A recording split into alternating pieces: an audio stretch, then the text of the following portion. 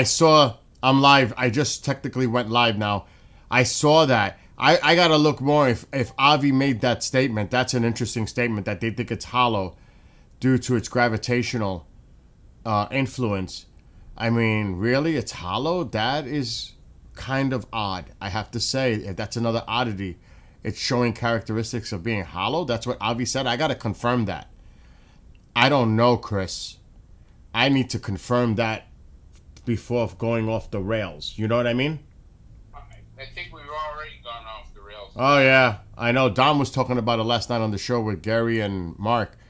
There's another comet, though, that's going to come a lot closer. You just look up the Swan comet, and you'll see about that one. And it's bigger. It's where's it coming out of? It came from behind the sun. They see it. But this thing is definitely coming closer to us. How close is closer? I don't know the exact numbers, but that's what they were talking about on the show last night. I got to do more research into that. Just look up Swan 2025 comet, and you'll find it. Jesus Christ. I'm getting a little... I wonder if these comets... I don't know. You know what? My friend Genghis in chat, he made an interesting comment. Is it going to become now the norm that we're going to have more of these kind of objects entering in and being detected? Because it seems like there's an increase in this. Yeah. And is that coincidence? I don't know, but there definitely seems to be more of it.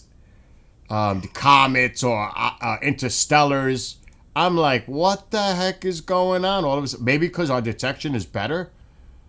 The technology is better? I don't know. But it seems like all of a sudden we're seeing more. And more coming in. You know what I mean? It's the closest approach to Earth on October 20th. That's right around the corner. And how close? I'm just reading it right now. It says that Comet C 2025 Swan is that's it. The night sky and will make its closest approach to Earth on October 25th, potentially becoming visible to the naked eye under dark conditions. Really? Yeah. Magnitude of the early 2025 comet Swan has a brightness of around 6.0 to 6.4, making it potentially visible naked eye, especially in dark skies. Where? Binoculars have no trouble spotting it. Wow. Location: the comet is currently located in the constellation Libra and will be best visible in the southwestern sky. Southwest. For 20th, it will pass within approximately 39 million kilometers, about 24 million miles. That's close. That's actually close. Hold on a second. Alexa, how many miles is it from the Earth to the moon? The moon is 234,900 miles away from Earth. Oh, it's a lot farther. It's lot farther. The moon is 230-something thousand miles away. So, still, it's astronomically close, but not that close. It's 24 million miles. How far is the moon? Put it this way. It's at least 100 times farther than our moon. Okay. Because it's like 250,000 miles approximate, times 5 makes a million. And this is 24, so 5 times 20. Yeah, about 125 or 120 times the distance from Earth to moon. With this comet, there's a potential meteor shower. There's possibly Earth might pass through the comet's trail between October 4th and 6th, which could result in a new meteor shower. Well, those days are done. That just passed. Because we're the 14th now. I didn't know that because this is just like new. I mean, all these objects are coming in that they're detecting that are new to us. Because this one wasn't detected until the last minute. And it's like, what the heck is going on now with all this shit? All of a sudden we're getting all this activity. Yeah. Go ahead. Isn't that so weird? It is weird. And the timing. Now, I got to look into that Avi statement because I did get that from, and I don't want to say it because we're live, from a person we know. I'm gonna actually read it. You read it? Did you? You definitely read it, right? What's that? The email from the person about that, about the object, Avi Loeb. This is Avi Loeb just. Yeah. I read what John. Yeah, what he sent me. Yeah, he said Avi Loeb just dropped a bombshell about the interstellar Yeah. object currently passing through our solar system. The math says it's hollow. According to his latest report, 3i Atlas, the third confirmed visitor, has gravitational properties that defy conventional physics. Loeb's calculations, published on October 11th, reveal that this 33 billion ton object measuring up to 46 kilometers across produces gravity so weak it's nearly undetectable.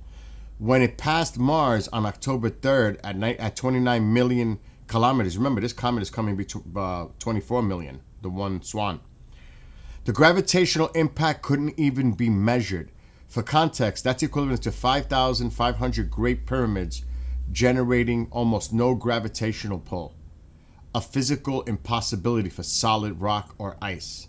The smoking gun lies in the rotation data. Loeb analyzed how 3i Atlas spins every 16.16 hours and compared it against the object's mass and diameter. The calculations don't add up for a solid object. Either significant empty spaces exist inside, making it hollow, or it consists of unknown material with density far below anything humanity has encountered. So there is some weird, again, characteristics being detected. And dude, we talked about this. The ESA, they had the Mars Orbiter, they had the Mars Express, they had instrumentation, they had spacecraft that were checking out Atlas, and we're not getting nothing at all over a week later. What the hell's going on, Chris? What the hell is going on? It doesn't make sense. Mm-mm. Because It doesn't. You would think, again, NASA, because of the shutdown, whatever the excuses is. Okay, we're not getting no information data from NASA. But you're telling me the ESA, they don't have a shutdown. They don't have that. Where's their information? Why aren't they coming clean? And this is why people go crazy with theories and speculation, because we're not seeing any information coming out. here is an independent thing, and this is what concerns me. I get a thing called the debrief. You ever heard of the? Yes. All right. So, 3i Atlas is displaying surprising new activity as scientists liken to a note from another planetary system. So they're saying that this comet is marking the first time hydroxyl gas water chemical signature has been observed from an interstellar visitor. So, I mean, why is this so much different from another comet? Researchers are growing metals and ceramics. And the depth is unprecedented on Mars. I don't know. But anyways, apparently this comet, from what I'm reading here, is showing new characteristics they've never seen before. Yes, and it's spewing a lot of water. A lot of water is being detected coming off. Now that if it's a comet, a lot of ice. Comets have a lot of ice in it. Yes, usually yes. That's where you get the tail, Right. So the spewing of water doesn't concern me. No, but it's saying it's above normal. It's a lot. They said it was like a fire hose. Yeah. I mean, you're seeing, I don't know. Well, what I'm concerned about is we're not getting accurate information. No, we're not getting nothing. A lot of it is speculation because, they're just not putting it out there. Yeah. What has anybody confirmed Avi Loeb's statement though? Has any scientist come out and said he's right? No. A lot of people, ever since Oumuamua, a lot of people backed off of Avi's findings, his theories, his hypothesis. Yeah, because they don't trust him. They don't believe, they think he's going off the rails taboo type. But again, he's not saying it is. He's just telling you the unusual characteristics, you have to speculate. What if it is not natural? What if? Because of the unusual characteristics it's displaying. I get that. But right away, people think it's an alien probe. It's this. Do you know what I mean? They jump off the freaking rails and they go nuts. Oh, it's an alien probe. It's sending signals. We're sending signals back. It's slowing down. It's changing course. All that. And meanwhile, where is the scientific data? Well, that's just, That's it. Where's the science? I can't stand all the BS rumors and all this nonsense. I'm so sick of it all. So I don't put too much mind in it, It's interesting. It's interesting to think about, you just, like you say, Bill, I think you're absolutely right. I think what you got to say is, hey, you got to wait and see what they put out and then look between the lines because none of them makes sense. But here's the weird thing, Chris. October 29th is an interesting date because it's going to come from behind the sun and we're going to see it. Right. Are they waiting for that to happen and then we'll start getting all the information when they can confirm more?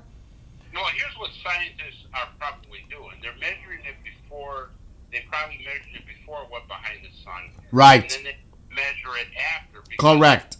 that close to the sun of ice should significantly make it smaller because obviously the water vapors is going to start to melt. You just said a very valid point.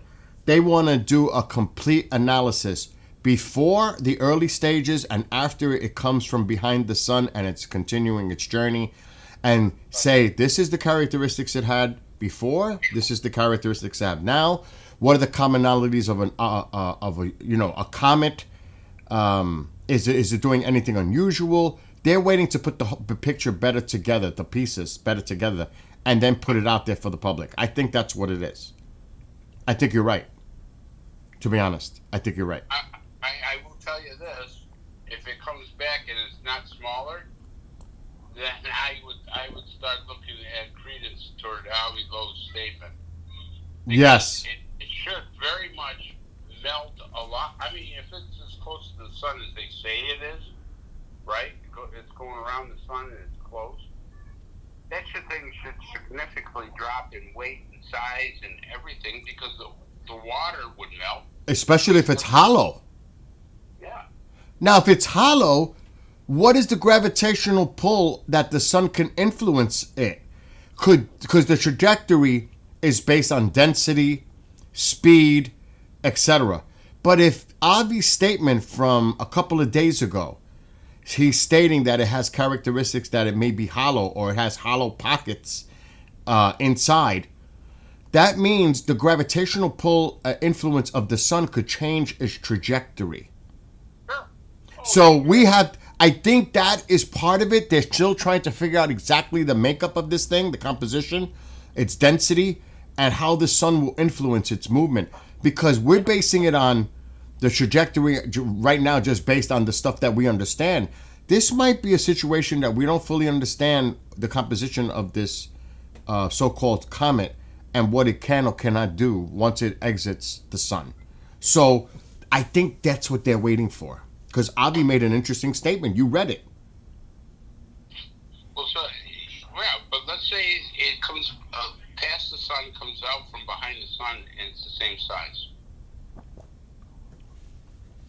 Again, we have to see the data. We got to see what, and again, what's up, Jay? Another thing too is, Chris, do we trust the data? Do we trust the findings? You know Avi's going to question everything. You know that. But I mean, if other scientists say, hey, it came around the sun and it's still the same size, because if it's spewing water like it's never had before, you should see a decrease in size. First of all, ice is solid. All right, so for them to say the comet's hollow, look at ice. Ice is not does not have a hollow core to it. It's a comet is supposed to be made of gases, rocks, and ice, right? Right. then a comet has gas and ice with the rock. So as that thing is melting because it's spewing water, rock should be falling off from it. Not only that, if it contained a lot of ice within it, would that indicate, because they said it's spewing water like a fire hose, would that indicate that is why they possibly could be thinking there are hollow pockets inside of it because it's ejecting so much water out of it? Is that the hollowness that they're detecting because it's losing all of its water, ice? Again, yeah, Chris, we're asking the right questions. We just got to get the answers, and I don't know when. You know what, Bill? I don't think we're going to get the answer. I don't think we're either. I honestly don't believe that they're going to give us the correct answer. It's like NASA, never a straight answer. I mean, you know what I mean? It's like the same thing. Are we going to get a straight answer about this atlas? Are we? I don't know. Right now, I got to say no. It doesn't look that way. I don't think so either. I got to tell you something. I'm kind of concerned about that because, you know, every time there's a problem, we don't get a straight answer. Yep. When there's not a problem or they think it's benign, they just like, oh, here it is, and this and that and everything. Look at like what they're saying about Swan. Yes. Swan, they're giving you, hey, it's going to be this many miles from the Earth and this and that. I haven't seen the same thing on 3I yet. You're right. What did you say Swan was going to be? 24 million miles away from Earth on the 20th of October? 39 million miles. 39? Yeah. Well, that's far. Right. It's in our neighborhood, but that's still, astronomically, that's far. But close enough to be seen by the naked eye in the southwest, you said. Right. But are you getting the same data about Atlas? No. So what did that tell you? And who released that information about Swan recently? Is it NASA? Was that before the shutdown? I mean, who's the one that's providing the data for that?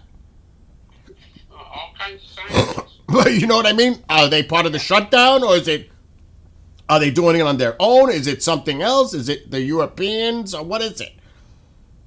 It's just crazy, dude. It's really crazy. All I can see is that this Atlas, there's a lot of complications to it. Maybe it's a bunch of hype, but yeah, a lot of it is hype and conspiracy theories. I want to see the size of it after it goes around. Yes, that's what I'm waiting for. October 29th, when we can see it. The Hubble's going to be on it. The Webb is going to be on it. A lot of other platforms, even Earth-based, are going to be trying to look at it, which Mark said that we will be able to. So, yeah, I'm waiting to see. I'm waiting for that date specifically, but I'm going to try. I don't think I'll be able to see it because I can't point in that direction with my camera. That's going to be interesting to see that comet, the Swan, on October 20th, and it's going to be visible to the naked eye. That's actually really interesting. That is really interesting. So, anyway, do your thing. Contact the guys. Find out about Thursday. All right. And we're going to end up talking about this on Saturday. Oh, God, yeah. You know that. Yeah. So. But like I says, is when it comes around, that's when the most important part. And yes. If you don't tell any information on it, then I'd be concerned. Agreed. Call me if you hear anything. I will, Tom. All right. And I'll see you tomorrow for iDetective. All right. Take care. Later.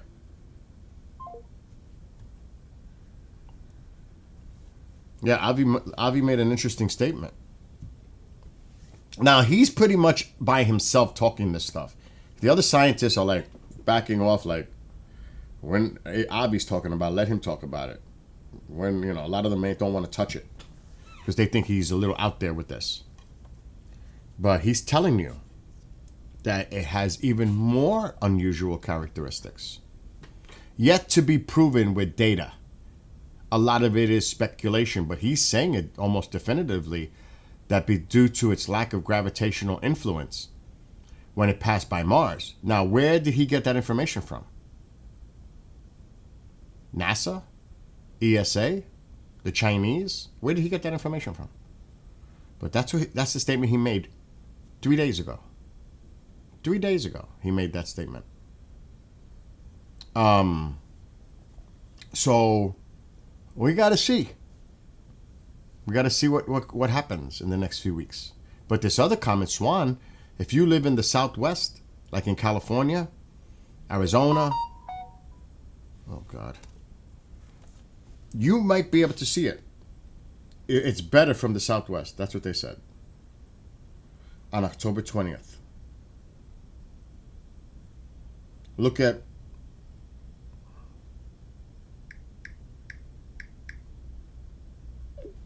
I got to do a pre-record in less than 2 hours. Just look up Comet Swan 2025 and you'll find the information about that one if you're not aware of it. So Comet 2025. By the way, I hope you got your lumber and your furniture, because as of today, the tariffs are kicking in for lumber and furniture. Just saying, if you're going to buy lumber, buy it now before they really kick in and it affects the stores. It's today. And China called Taco's bluff, and now he's backing down. So China said, what? Because they threw in the rare earth metals now, and the president tried to play this game with them by increasing tariffs 100%. And China said, we're not fucking playing with you. Who backed off? Taco did. Because he knows better. China is one of our largest trading partners. Do you really want to do this? People say, fuck China. Really? No, it would fuck us. People don't realize it. That's how much of a dependency. Now, you can blame putting manufacturing overseas to China. You could blame past administrations for that. Yes. But this is the now. We don't live in the past. And there's some shady shit going on too. There's another shady thing that they closed an investigation on. With Egypt. Because yesterday, when they had thank God, all the hostages that were living were released. But he said something very strange. He's been saying a lot of strange things lately. If some of the things he said, Biden said, they would have mental check. Seriously. Some of the things he's saying, like, he made a post that was bizarre. Biden is the one that put the 200 and whatever FBI people out. Biden wasn't the fucking president. You were. What are you talking about? Did he not remember that? If Biden would have said something like that, they would have been like, what's he talking about? That's how things are different. He gets off on a lot of stuff he says. But he's been rambling and he's been off on a lot of things lately. And people need to pay attention because it looks like his mental capacity is starting to drop too. Everybody was quick to jump on the Biden bandwagon as far as, well, stop paying attention to what Trump is saying and doing. 79 years old. It's starting to look not too good. So anyway, he's there yesterday. He says, yeah, this president of Egypt is like a great guy. And then he mentioned crooked Hillary during the campaign. Comes to find out, there was $10 million. The campaign at that time, the Trump campaign, 2016, was running out of money. Well, there's some weird shit that went on in Egypt. He had a meeting with the Egyptians, and all of a sudden, $10 million showed up in the campaign. And then $10 million in cash, 200 pounds worth, was taken out of the Egyptian fucking bank. American money. Where did that money go to? So, did he get a payment of $10 million from another government, the Egyptian government, during his campaign? What about that? Why would he bring up Hillary at this to bring it up in front of the Egyptian president? I was like, what is that all about? Do some digging. Oh, there was a story about this years ago about that, and they shut it down. There could be something there too.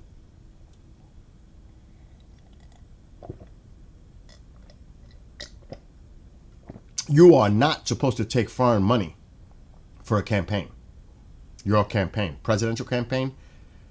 Imagine he took 10 million for his campaign to put the money into the campaign from the Egyptian government. And then what did the Egyptian government get in return once he was in? Oh, look at those deals. Something is a little afoot with that one. That needs to be investigated. You hear all about the other investigation. Well, why don't we investigate that?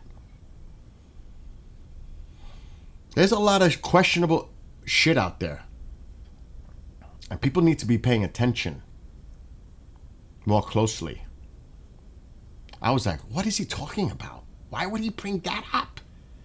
That's fucking 10 years ago. Is he still bent over that? You better believe he is. But it was a little fishy, but then I did some digging. I said, why would it? 2016 Crooked Hillary campaign, Egypt. And I found it. I was like, what is that? I think it was on the Post in 2016. The Washington Post mentioned it. Well, pretty interesting. And I'm not getting into politics because I don't want to. But very interesting. So again, if you're planning to buy furniture and lumber, get it very soon because the tariffs are kicking in today on lumber and furniture. I believe it's today.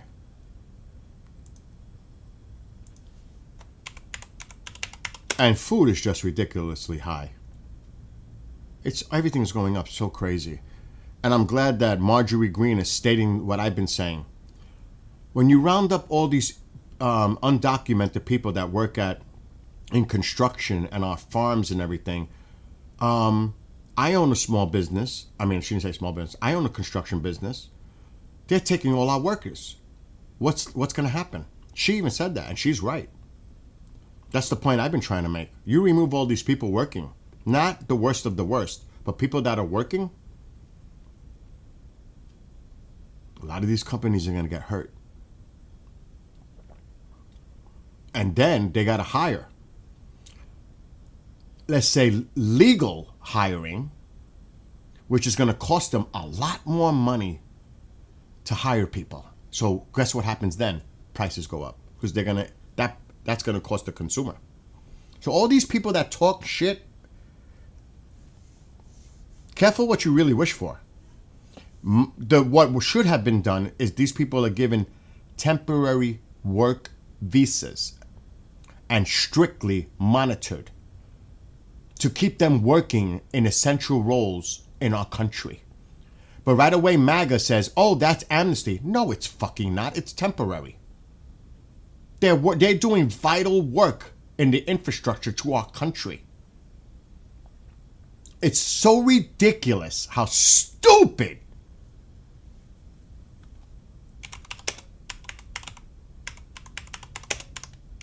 But it's okay, because everybody's going to pay. Do you know, another one, do you know how many people depend on the ACA? Let's call it Obamacare, the Affordable Care Act. More Republicans than Democrats or independents depend on that. That's a fact, statistically. They're more into that than anybody else. So they're going to hurt their own people. Marjorie Taylor Greene is starting to see. I'm actually impressed that she's coming out and stating what a lot of them won't say. And here it is. Well, I don't want to go to this website because people are going to say, oh, that's liberal. I'm sure that the conservative media is not going to talk about it.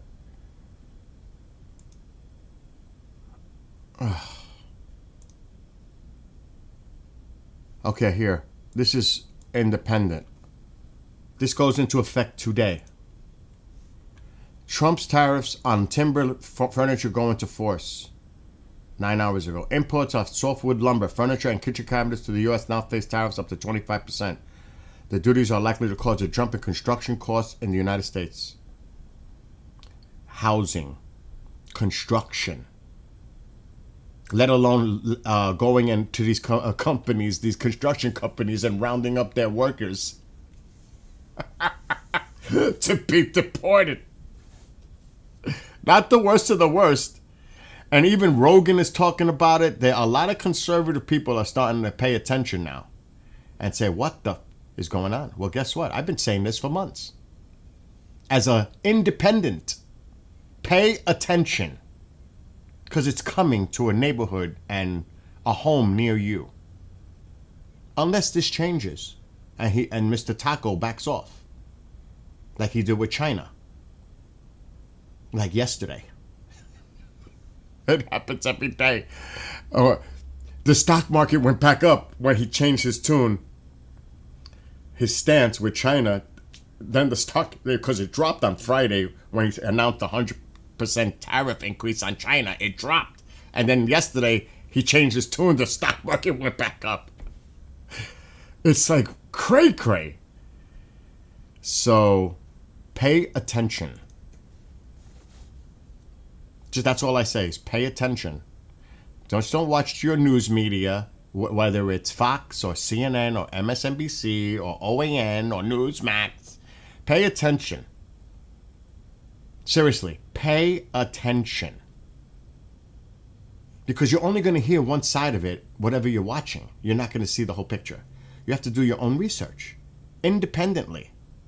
Not, put it this way, right now, independents are like 30% in the negative of what's going on right now.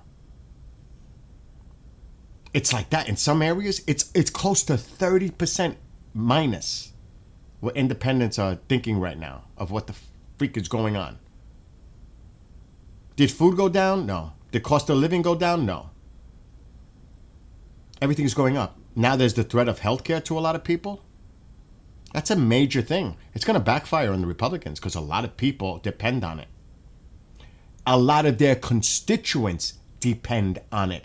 A lot of their constituents depend on Medicaid and SNAP. Everybody thinks it's a bunch of liberals and Democrats that depend on it. Oh, hell no. I've said this many times. 6 out of 7 top states that depend on Medicaid from the federal government support are red states. The majority of the people on the Affordable Care Act that sign up are Republicans. Some of them are starting to pay attention and see that it's going to affect our constituents. And they're kind of like seeing now. I don't know why they didn't see it back then, but they're kind of like paying attention now. And the vocal one I can't believe it, but the most vocal one is Marjorie Taylor Greene. It's like she even said it. I've seen the reality now. Well, where were you all this time? Drinking the Kool-Aid? But I'm actually impressed by she's looking at it fairly and objectively, and I've gained respect on Marjorie Taylor Greene on her latest statements coming out because she's seeing it, how it's going to affect her constituents. And personally, as her business, as a construction owner, business owner, she's seeing the effects on herself and other businesses that are getting reamed by the policy. But the other ones are too scared to speak. She's not. Yes, she's in a very, very red state. That's right. But the others are just cowards. They're afraid to speak out. But she's not. And I don't see much pushback coming against her either. I think they know better than to even try to discredit her or denounce her misstatements and all that. They're being careful dealing with Marjorie. MTG's saying a lot of stuff and you're not seeing too much pushback. Because usually you see it. Oh, could you imagine calling her a rhino? Oh my God! One of the biggest MAGA people, you're going to turn around? They can't do that. Oh, she turned into a rhino. Oh my God. No, you people are just cowards that won't stand up on your own 2 feet and do the right thing by your constituents, but follow like the Pied Piper, like a bunch of mice and do whatever you're told. Because you're too scared about your political asses. That's what it comes down to. So I'm really impressed by her statements in a lot of areas now. Because you could look it up. Don't take my word for it. Look what she's been saying. And it's crickets from the Republican House Party. So they're not attacking her. They're not really going after her. They're not saying anything because they're not. Pick a fight with her. Go ahead. Pick a fight with her. That's the worst thing they could do. Because you know what? Then the talk becomes about that. And you know what's the crazy thing? Oh, I don't know. I didn't look at that. How many times are you hearing that now? Well, I don't know the details of that. I have to look into it further. I'm not aware of this. I don't know. You don't know? I'm talking about some of the people in the House, even the vice president. You don't know? So how are you talking about it? How could you say if you don't even know? Have you looked at it? But you haven't in detail. So what the hell are you talking about? You don't know what you're talking about. But that's their perfect answer to deflect. For Billy. Trick and typo. Why? Why?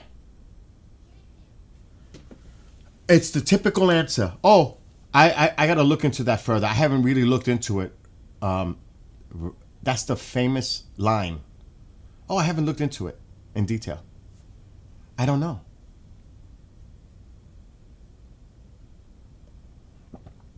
So there's a lot of shit going on. And it ain't good. At all. And it's funny when I see some of the comments that my friends make. And I understand, because it's a political comment. Total political. Not objective. As I try to be as much as objective as I can possibly be. Not dug into either side, calling one extreme right or extreme left, because it is. They are. But moderate. There's not enough people talking in a moderate way. We need more moderate communication and having discussion and compromise. Not blaming and deflecting. What's going on? I'm gonna take 2 cigarettes, bro. I'm gonna cook at 2:30 because I got to do a pre-record at 1:30, and that's for an hour. Then I'm gonna make food so that you could take it to work or you could eat when you get back. Oh, hell yeah, bro.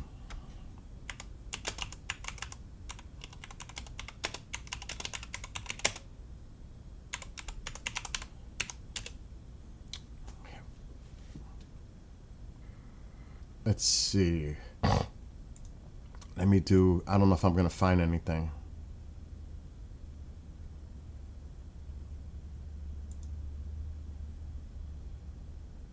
But he backed off. Mr. Taco backed off yesterday.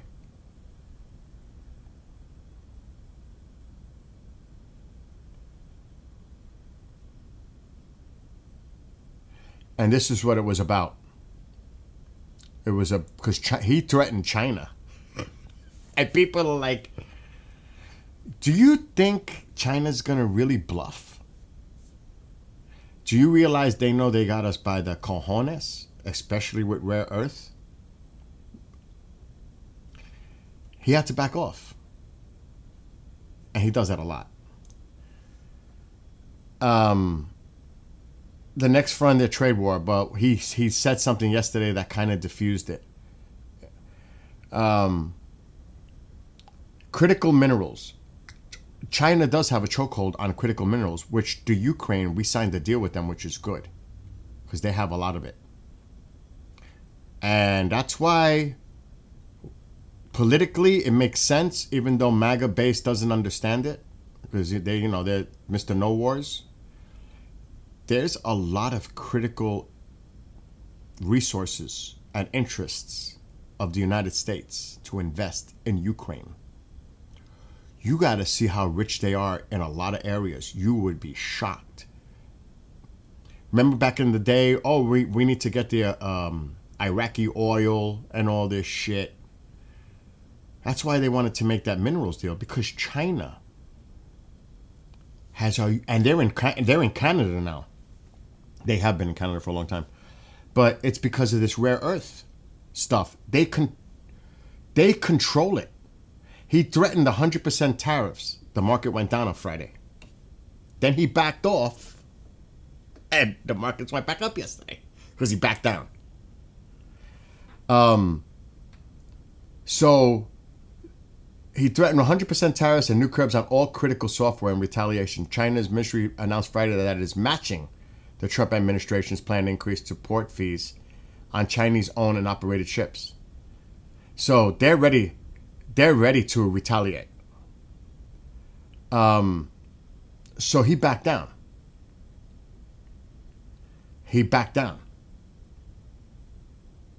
As pretty much I think they expected that he was going to back down. Don't do it. Don't do it. And I mean, if you look at the details, the devil's in the details. Because he's going to meet with Xi in South Korea soon. Oh boy, that's going to be interesting what comes out of that meeting. Publicly and privately are two different things. It's going to be interesting how that one goes.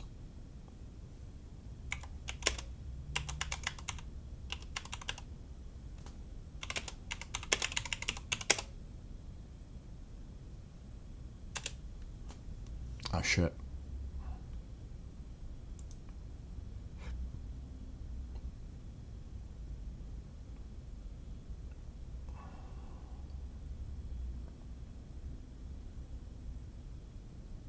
Okay. I'm trying to find it.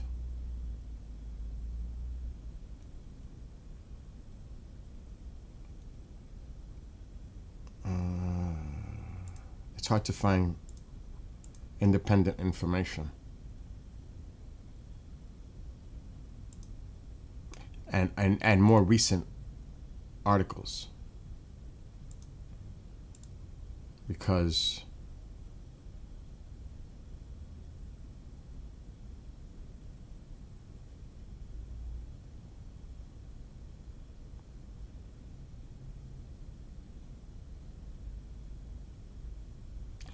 which this is an interesting now.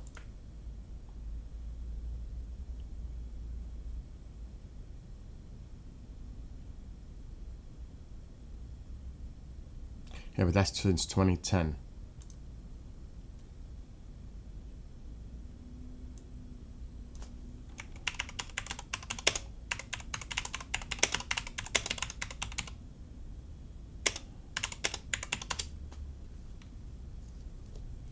Let me see. This is 7 days ago. Let me see if I can get information.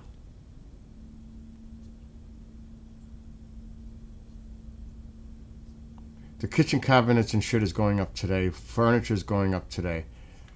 It's right here.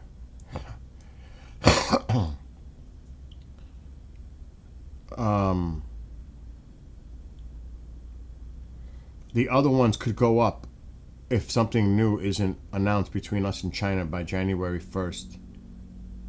But it's 10% tariff on softwood timber and lumber. 25% increase on certain upholstered wood furniture as well as completed kitchen cabinets and vanities. That goes into effect today.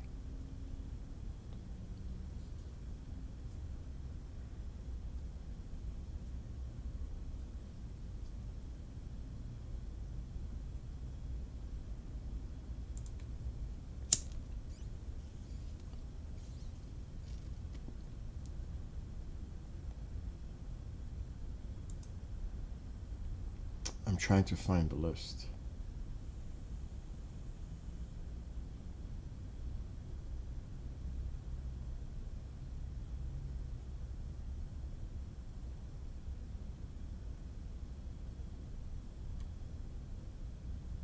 So the main industries that are affected, with the tariffs with China, is consumer goods across the board. Toys, electronics, you name it. Clothing, apparel. Automotive. Vehicles, parts, plus 50% on steel and aluminum. Agriculture, they don't even want to buy our soybean. Metals manufacturing, 50% steel and aluminum tariffs. So it's crazy the furniture's going into today. And we have most of our toys come from China. Clothing, sneakers, shoes, appliances, power tools, electronics, you name it. So when people say F China, they don't know what they're talking about. Because we have such a dependency on it. It's going to take a long time to wean off that. It's not going to happen overnight. Even if you built manufacturing here, that takes time to counter it. And it's still because of the wage differences. But look, apparel and textiles, furniture, electronics and machinery, home appliances, toys and sporting goods, all this. And you could see consumer prices jumping up by 40%.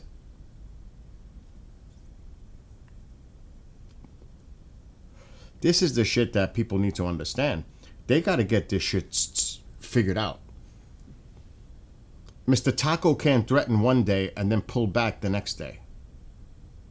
Because China's not having it. Because they can play the game too.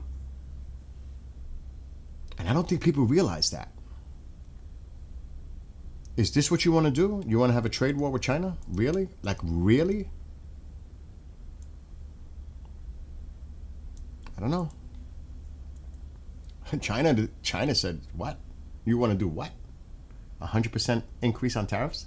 He uses tariffs like a weaponization ploy against countries. And China said, okay, you want to play that game? We got one too. It's called rare earth minerals. We're going to add a tariff to that. And you're going to have to pay us now. Because we're dependent on it. And they know it. And we know it. That's why he backed down. So, careful. Be very careful. What is it, Mom? Why do I gotta check on Tycho? Is he sick? Did something happen? Last time it happened like that. What happened? It's not moving like that. He's sleeping. Check on him. Tycho, you wanna go outside? Yeah. Let's go. Come on. Let's go. Wanna go? He was sleeping. My papi needs. My Caracas.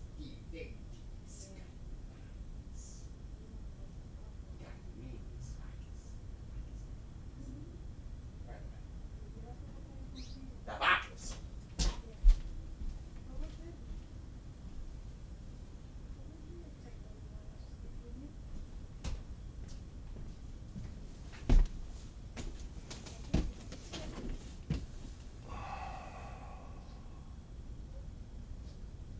Anyway, I'm done. I'm gonna play this for a little while because I gotta do a show and I gotta cook. I got things to do. What's going on, KJ? I was watching you.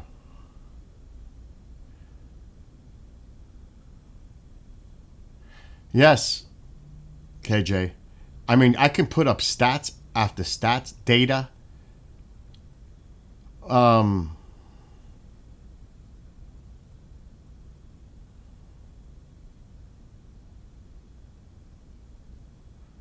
I kind of agree with the things you're saying on TikTok.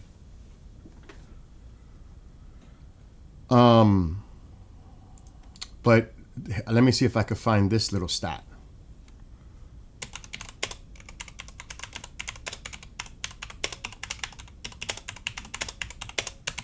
See, these are the things the public doesn't pay attention to. They just watch the news and they rah-rah all day long, left or right.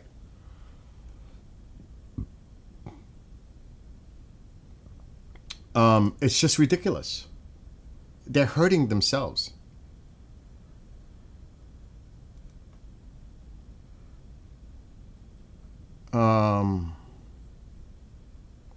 Look at this one.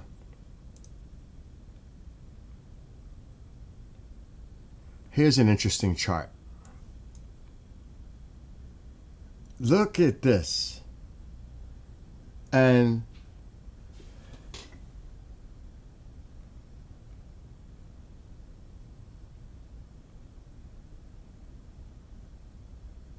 let me see if I find the chart. I gotta do, and I can't do any time. I gotta do past week.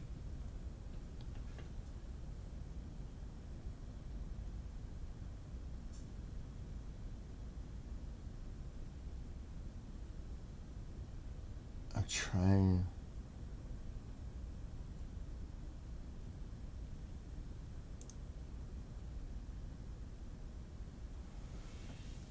And it's because a large number of them do. You ready? Here's some facts. Facts. MAGA. Yeah, MAGA. You need to pay attention.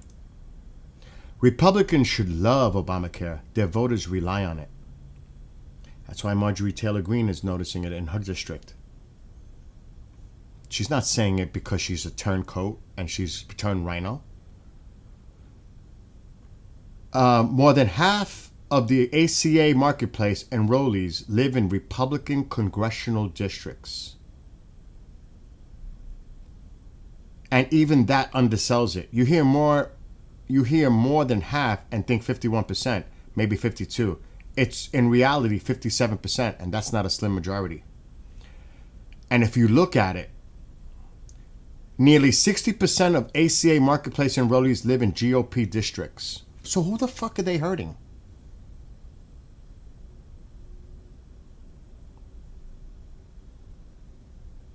Look, you know where she's from, Georgia. Deep. It's hurting her constituents. But they're going along with it.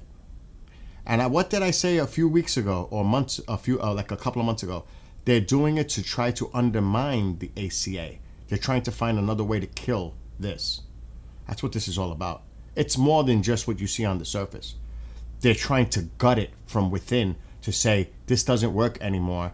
It's costing people too much money. The premiums are up. We've got to do something about it and get rid of it. That's what this builds up to. Don't look at the small picture of where we're at right now. What is the real mission here? Long term. Not short term. Long term. That's what it is. They're trying to destroy it from within. Let's call it defunding it and having people pay more. Because the enrollment starts soon. It's a window. Let's see how long they hold out when that enrollment kicks in. That could be why both sides are waiting. Will they bluff and keep it going? Or are they going to hit the fan when people start to try to enroll? They get letters that their premiums are going up because of the Republican cost in the big, beautiful, ugly bill. This is where the root of it is. Right there. And also swearing in the 218th vote that will be the deciding vote for the Epstein files. That's a big one too. That's just a sidebar, but that's a big part too. Because once she signed in, we want them. And they know it. They know it. They're really, you know, we hear all this shit about past administrations. This smells like the biggest cover-up to protect the president or somebody in the cabinet or some of his rich billionaire buddies, whoever it is. Because they were so excited when they got that and were showing it in front of the White House. Oh, we've got it. We got it from the Southern District of New York. We've got all the Epstein information. And then crickets. What was in there? Oh, what happened? You were so excited. You talked about this shit for almost 10 years. It's a big cabal. It's a bunch of Democrat liberal pedophiles. Ooh, wait. Is it? Is it really? Conspiracy theorists? What are you saying now? And then, you used to hear, oh, Biden likes to touch this. Oh, that could be the least. That could be the least compared to what it could be potentially here. This could be they are doing a lot to cover this up and protect it from coming out. They are doing a lot. I wonder why. Does anybody question why? When they were so excited, Bondi, Kash Patel, Bungi, whatever his name is, Dan Bongino, whatever his name is, they were all excited. The excitement disappeared and it became crickets because they knew a name was in it, or names that wasn't part of their agenda to attack the liberals. Now, I'm sure there probably are liberals on that list too, because it's across the board. But I will say this, the excuse is going to be, well, at that time, Trump was a Democrat. Or he didn't know. But if he is the informant back in, because another thing they let out, and people may have not caught it, President Trump provided us information back in the early 2000s when they had the case in Florida against Epstein. So was he a rat? Did he say something that he observed in Epstein's house or something? That means, did he know what was going on and said nothing? Like a lot of them probably did. They knew, but they didn't say anything. They knew what was going on, but they said nothing. So this could get really cray-cray. But they don't want to swear her in anytime soon because they know it's coming to the floor immediately for a vote. There's a lot of shit going on. And like I said, that comment he made yesterday with the Egyptian president, with the crooked Hillary thing back in 2016, you need to look more into that. Because all of a sudden, $10 million was put into the Trump campaign when they were short on money. They were running out of funding. This is before Elon helped. And where do you think that 10 million came from? After he sat down in a meeting with the Egyptian president, which people were like, why is he meeting with the Egyptian president? All of a sudden, $10 million. And they took out of the Egyptian bank $10 million in freaking cash in bags that weighed close to 200 fucking pounds. Did he take money from a foreign country during his campaign? That's against the law. Did Melendez, whatever his name, from Jersey, go to jail because he took bribes from a foreign government and gold bars and all kinds of stuff? So if people want to talk, you better look at all the stuff going on before you open your mouths and go rah-rah, either left or right. There's a lot of shit going on out there with both parties. Corruption everywhere. Both. Not one, both. The Jersey Democrat. Jail. A lot of other shit is show, too, to please base. And it has no merit, very little. It may not even go to a jury. That's how ridiculous it is. But they have to do it so their rah-rah base can get excited. Throw the meat out. That's what that is. And they love it.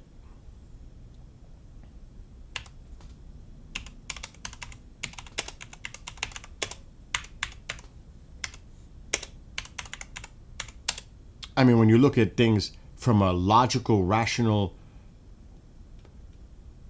in-depth view of things, there's a lot more than what you see on the surface in the media. Now that's old.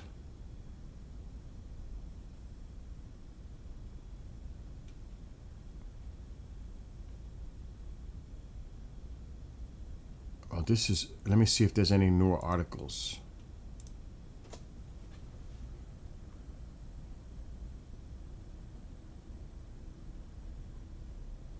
Okay. In 2016, allegations arose that the Egyptian government attempted to funnel $10 million in cash to Donald Trump's presidential campaign, which led to a secret investigation by the DOJ. The investigation was reportedly closed by then Attorney General Bill Barr due to insufficient evidence. Bullshit. And this was what happened yesterday. He rambled, like he always does, talking about crime in Egypt. Well, we're going to become like Egypt now? Is a dictator? That's what you admire, right? That's what you want us to become? United States, like Egypt?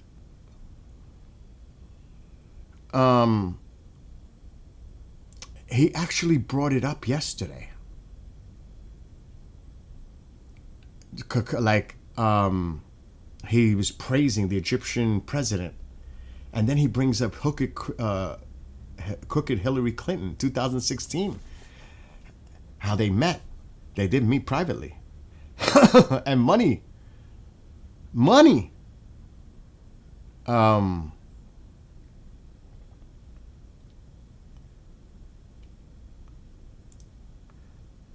Let's see. I'm trying to find the post.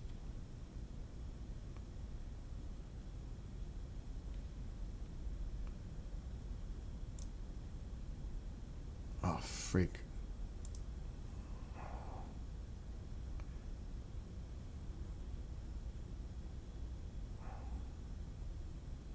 A lot of it, of course, is the great news that happened yesterday, that all the hostages released.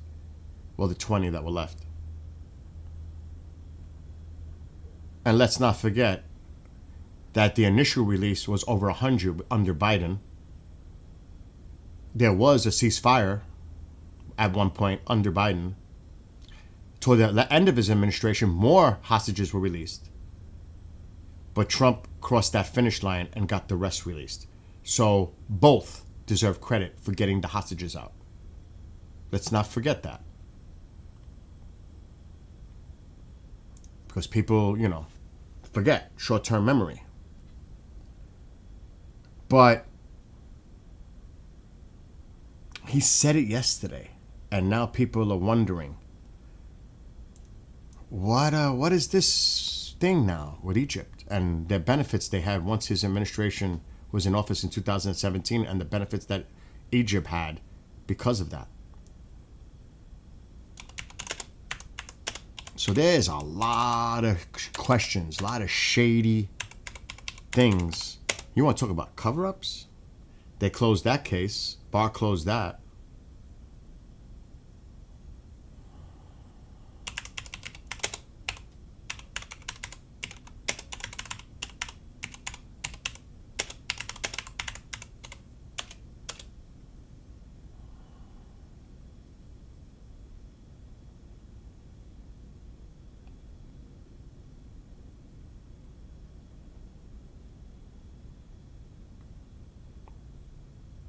And everything, of course, is, I can't find the articles because everything I look for is talking about, of course, what happened yesterday.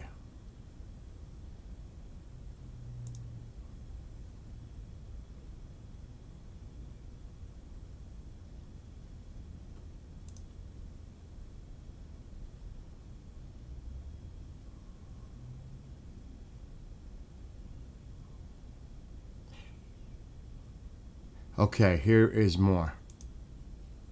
I found some information on this.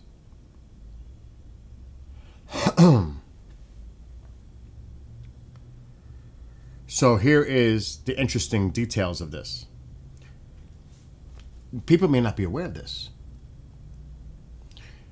In January 2017, just days before Donald Trump was inaugurated as president, nearly $10 million was withdrawn from the National Bank of Egypt.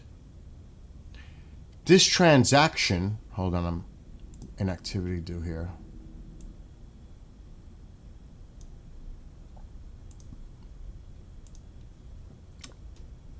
This transaction has raised significant concerns regarding its potential connection to Trump's 2016 presidential campaign. Key details.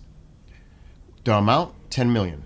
Timing, the withdrawal occurred on January 15, 2017, just 5 days before Trump's inauguration. The funds were linked to Egypt's national security apparatus and were reportedly intended to support Trump's campaign. It was withdrawn in cash, in bags that weighed up to 200 pounds. There was no wire transfer. There was no way to follow the money. The Department of Justice investigation was initiated following intelligence suggesting that the Egyptian president sought to funnel this money to Trump's campaign. However, the investigation was closed by then attorney Bill Barr due to a lack of sufficient evidence. Oh, okay. Because remember, Barr was dedicated to Trump at the beginning until there was a fallout and he told him to resign, which he did.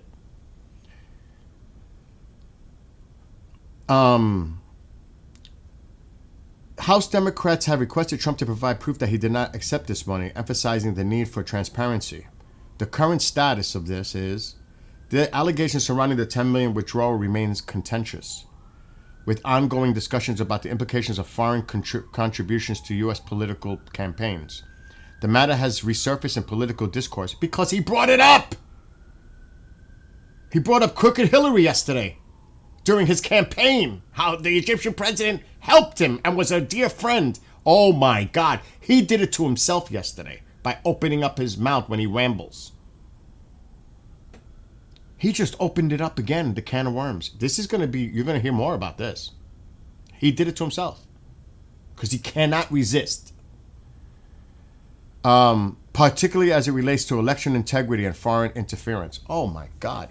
If it's proven that he took $10 million for his campaign from the Egyptian government, that is really bad.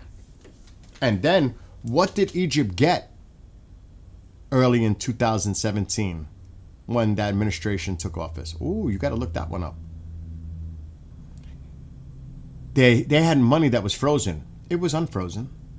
Oh, you got to look into the details. What was going on?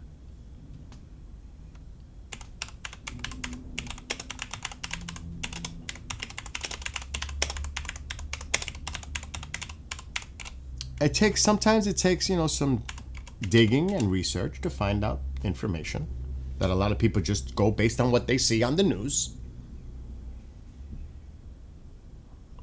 I'm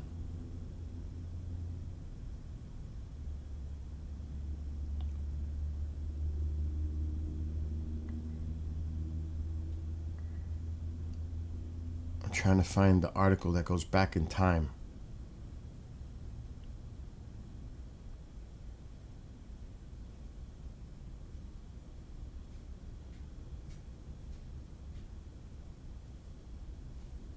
This is the more recent one, 2024.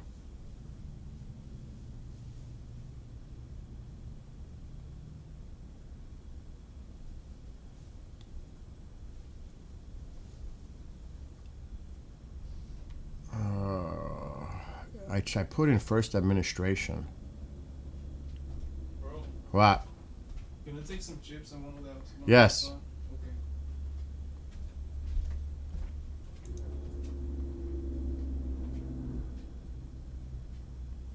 And I can't find none. Let me put 2017.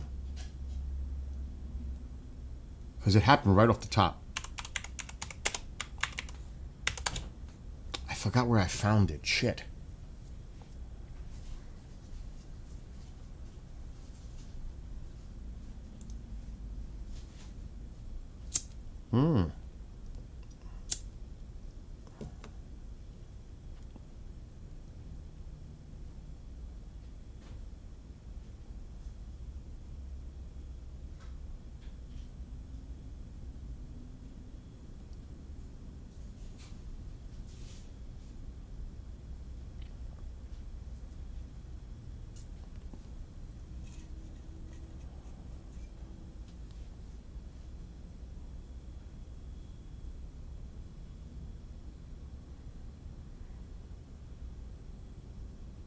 Wow. I found a major document.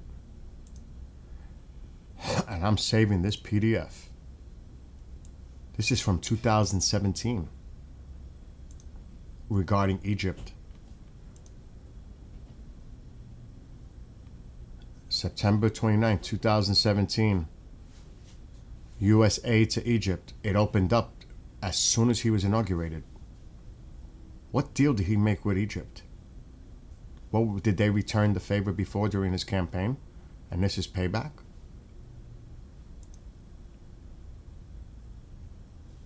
Over here. Waiver issued. In August, Secretary Rex Tillerson at the time issued the national security waiver contained in this section, the Consolidated Appropriations Act. This waiver allowed $195 million in withheld fiscal year 2016 foreign military financing funds out of $1.3 billion appropriated to be obligated without the secretary having to certify whether the government of Egypt is taking several steps to advance democracy and human rights. They waived it. They allowed the Egyptian government to get access to that money.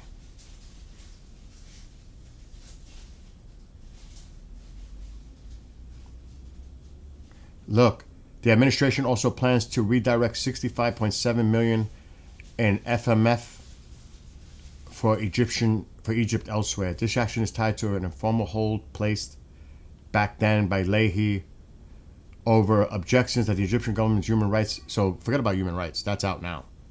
Dictators are welcomed. Dictators are applauded.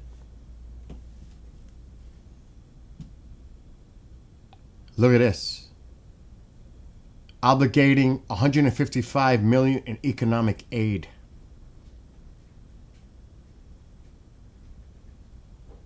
To Egypt.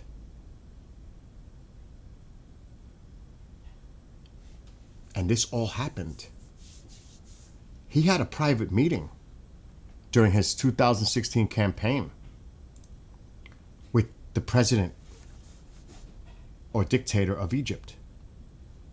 Fact. During the campaign, people were like, why is he meeting with him? Just in case he gets elected, which he did. What was that about?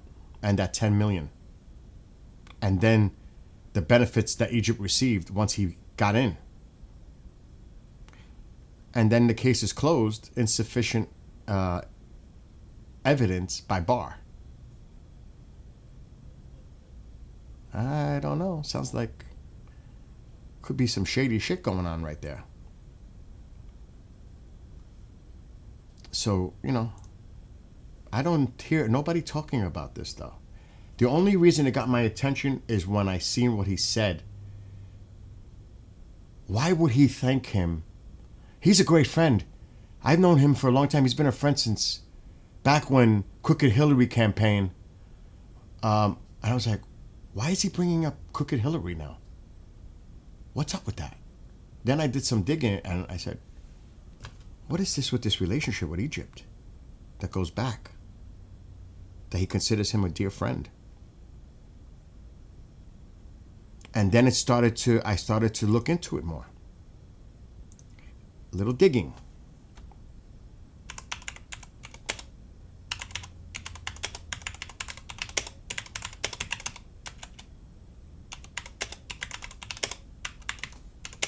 And that's an actual document. That's not like some media shit. That's an actual document.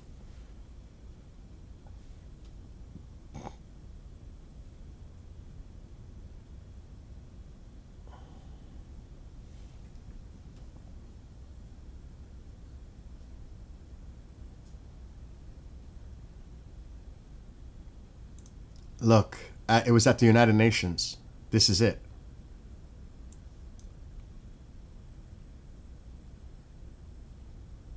And this was in 2016.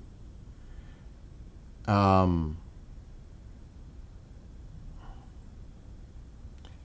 the UN. This is before he was elected.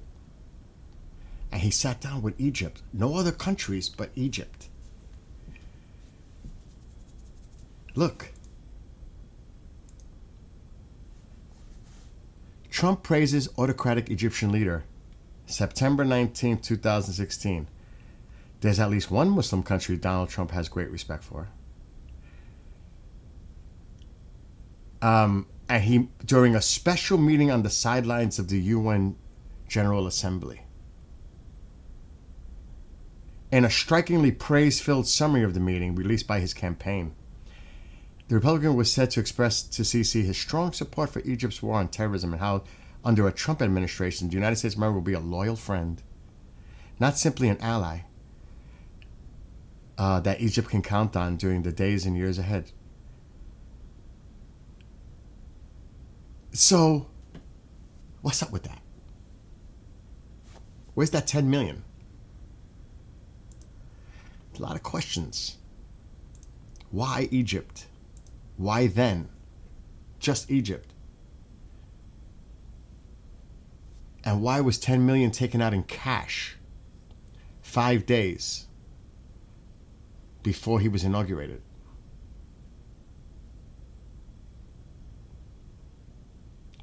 Because guess who put 10 million into the campaign in 2016 when he did not want to put money of his own into the campaign? All of a sudden 10 million showed up. Was that cash to pay him back? The 10 million that he took out of himself? Because you got to think, it could be replaced with the cash. Like it never happened. There's a lot of questions with that one. And I'll be surprised if the mainstream media doesn't catch this, like I caught it yesterday. I'll be surprised they don't catch it. And it could happen. They could totally not catch what happened with his mouth.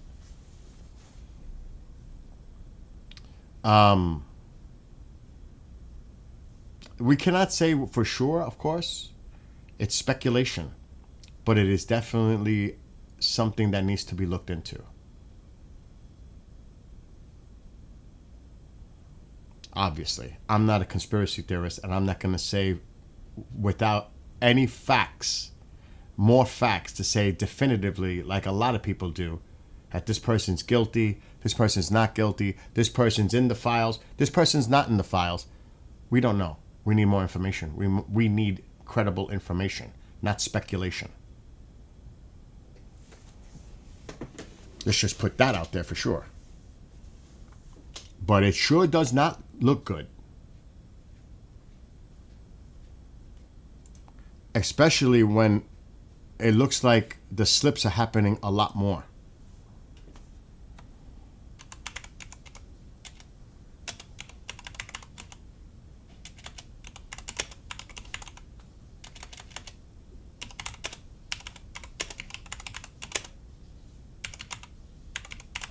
This was a big, like, people, and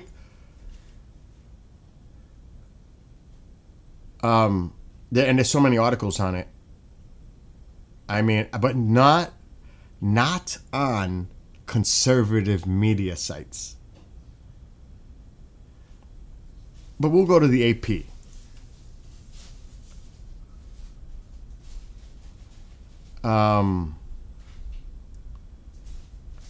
Now that's not recent. I got to go to the more recent. Let's do past day. Because this caught my eye too.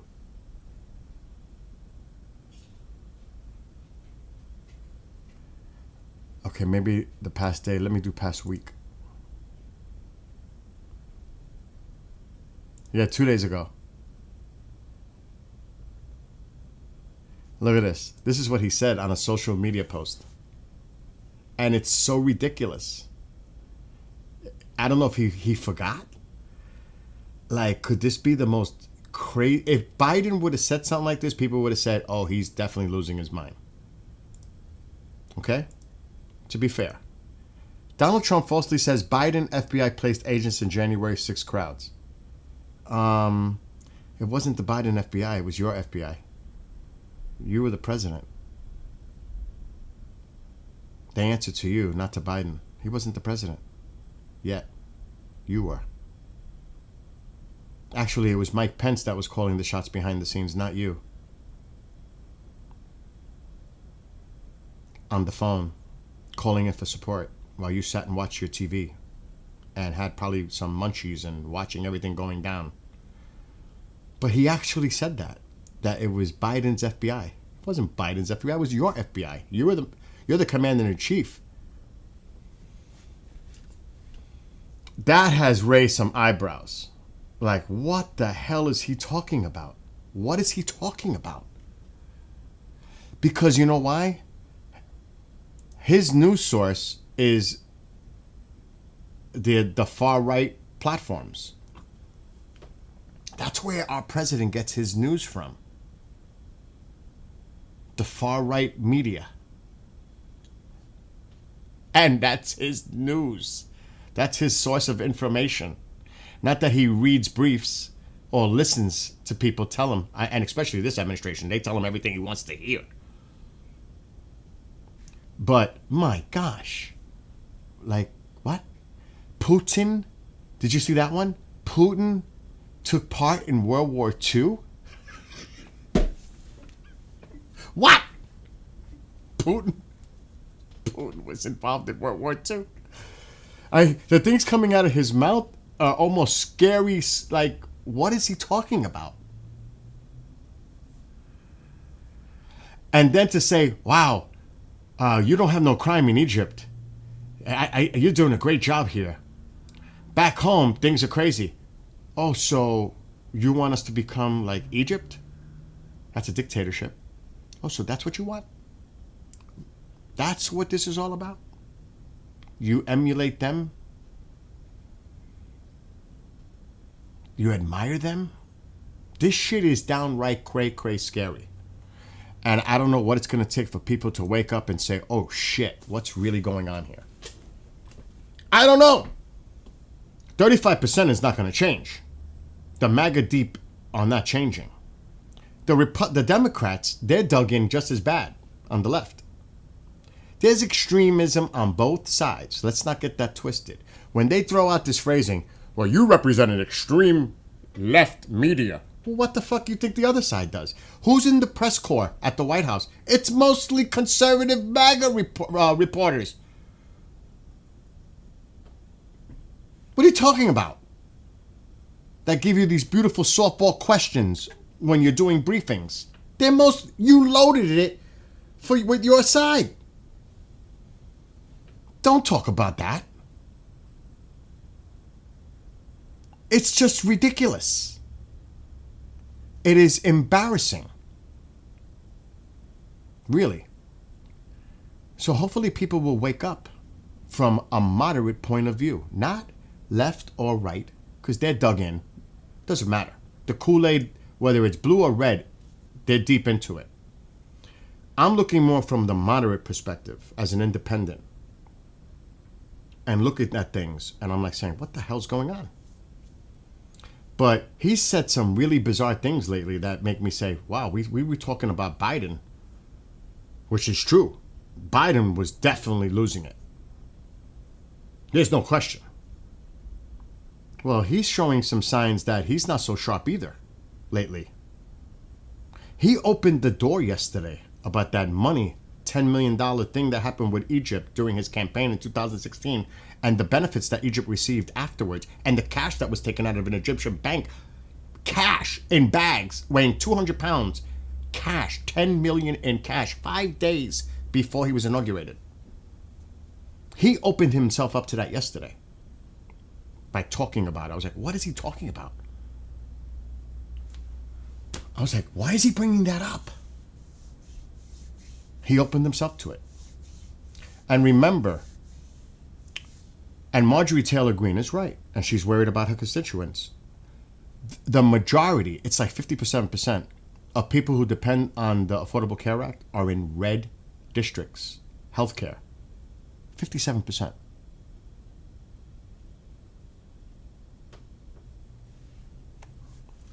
So there's a lot of things going on. Like today, tariffs were implemented for lumber and furniture. Softwood lumber and upholstered furniture and cabinets, which is going to affect what? The building industry. Homes, new homes being constructed. And Marjorie's right. She owns a construction company and she sees what's going on. that the worst of the worst is one thing, but when you take workers from all these businesses for undocumenteds, they're going to feel that hurt. That's just going to happen. And remember, those people don't get the wages. They don't. They do not get the wages that now you're going to have to pay citizens to work in these same places, because they're going to have to pay more, so everybody's going to have to pay more. But of course, from a MAGA perspective, you can't give them temporary work visas because that's considered amnesty. But the president was going to do it, and then he heard from the base, they freaked out, that's amnesty, and then he changed his tune because he was going to do it until he got that feedback.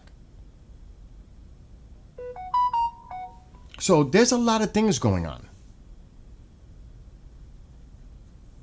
When you look at it in practical, rational, logical terms, it's going to hurt a lot of people, constituents, Republicans.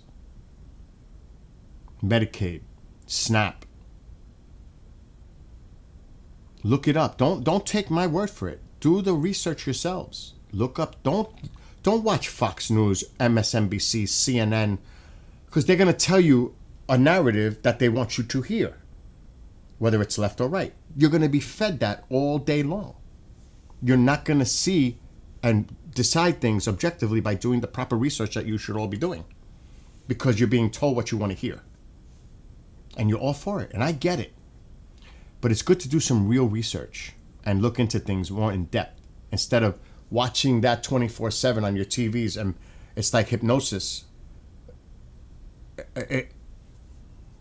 I would hope that people come more to the moderate center and start looking at things more objectively. Now, I don't know if it's going to happen anytime soon. Both the left and the right are so extreme. I don't think it's going to happen. Not anytime soon. I hope in the future that it becomes more like this. Working together, compromising, listening to each other, working together. Somehow, some way. We're not going to agree on everything, but we have to do what's best for the country.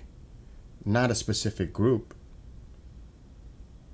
For the country as a whole. But I don't see that shit happening anytime soon. By either side.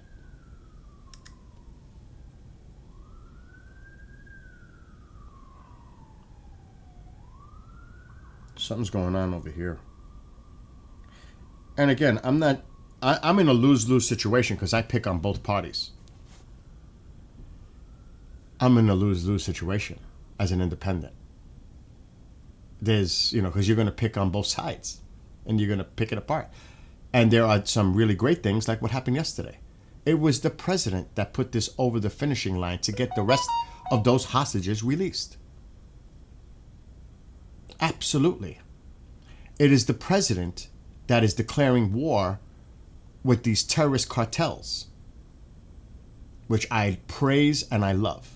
So at the same time, I may be criticizing certain things, but there's other things that I'm all for. As an independent.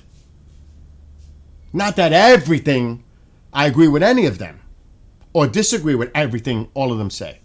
I look at it objectively, I listen to what's being said, and I reach my own conclusions.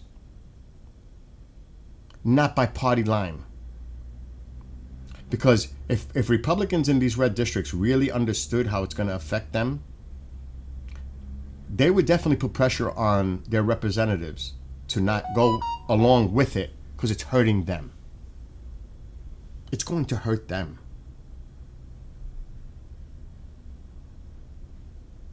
What's this?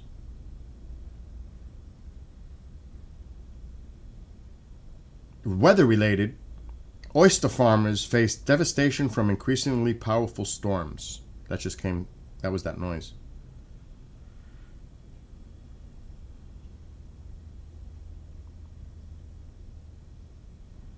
And that was the rumor I was talking about the Giants yesterday. Giants predicted to trade for wide receiver to help Jackson Dart. I said that they might do that. and there's a rumor now going around that they just might. So today, like I said, tariffs go into effect for furniture and lumber. Cabinets, furniture, lumber, softwood.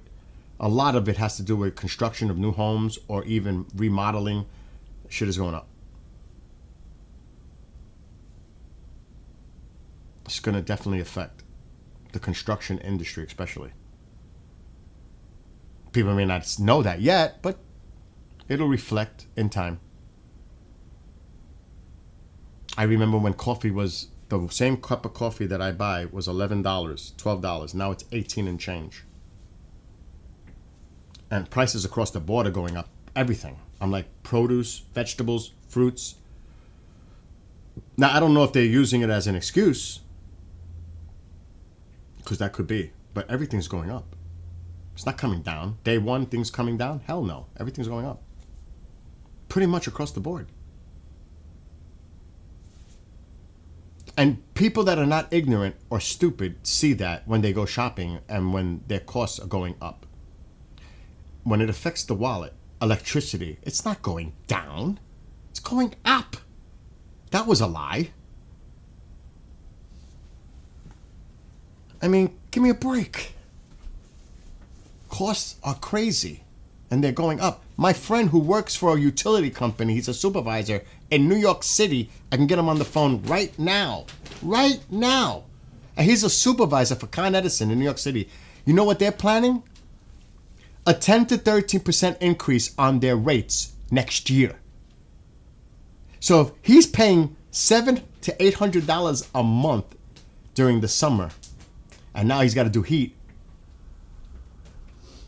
from the utility company, and they want to raise it by 10 to 13%. So do the math. What is that? 70, 80 bucks at the minimum increase for electricity? What about that? And he's the supervisor. He works for them. And he's telling me what's going on. I don't hear shit from nobody. It's like crickets, quiet. That's the reality. Let me call him. He's a big boss for Con Edison in New York City. But I don't want to misquote. I want to get it straight from him if he picks up. I could call the solar guy. You could hear what he says. What they did with the big, beautiful bill to solar. It's a disgrace. Oh, it's going right to voicemail. Please leave your message.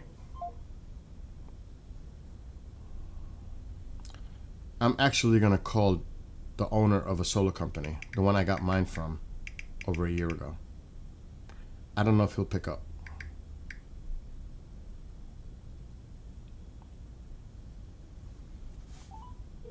I don't know if he'll pick up. He's the owner. Hey, Bill, how are you? Good. I got a quick question for you. Are things still hitting the shit fan starting January 1st when it comes to solar in New York? Yeah, it's lease only already. Oh. There's no financing. They already did it? Yeah, you can't get installed in time in New York. Oh, no, yeah, because it wouldn't get... Because me, thank God I got mine last year from you. Thank God, dude. Thank God. But I don't think people realize how the law, what they did with the big, beautiful bill, how it hurt the solar industry so bad.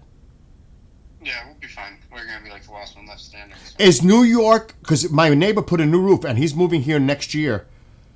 I mean, I'm sure he'll be able to still get the panels and pay. Because he's, I don't think he's going to worry about the financing aspect. But is New York... There's no federal incentive. I know that because of what happened. But is the state providing any help? Yeah, they still have really good state incentives, but it depends where he lives.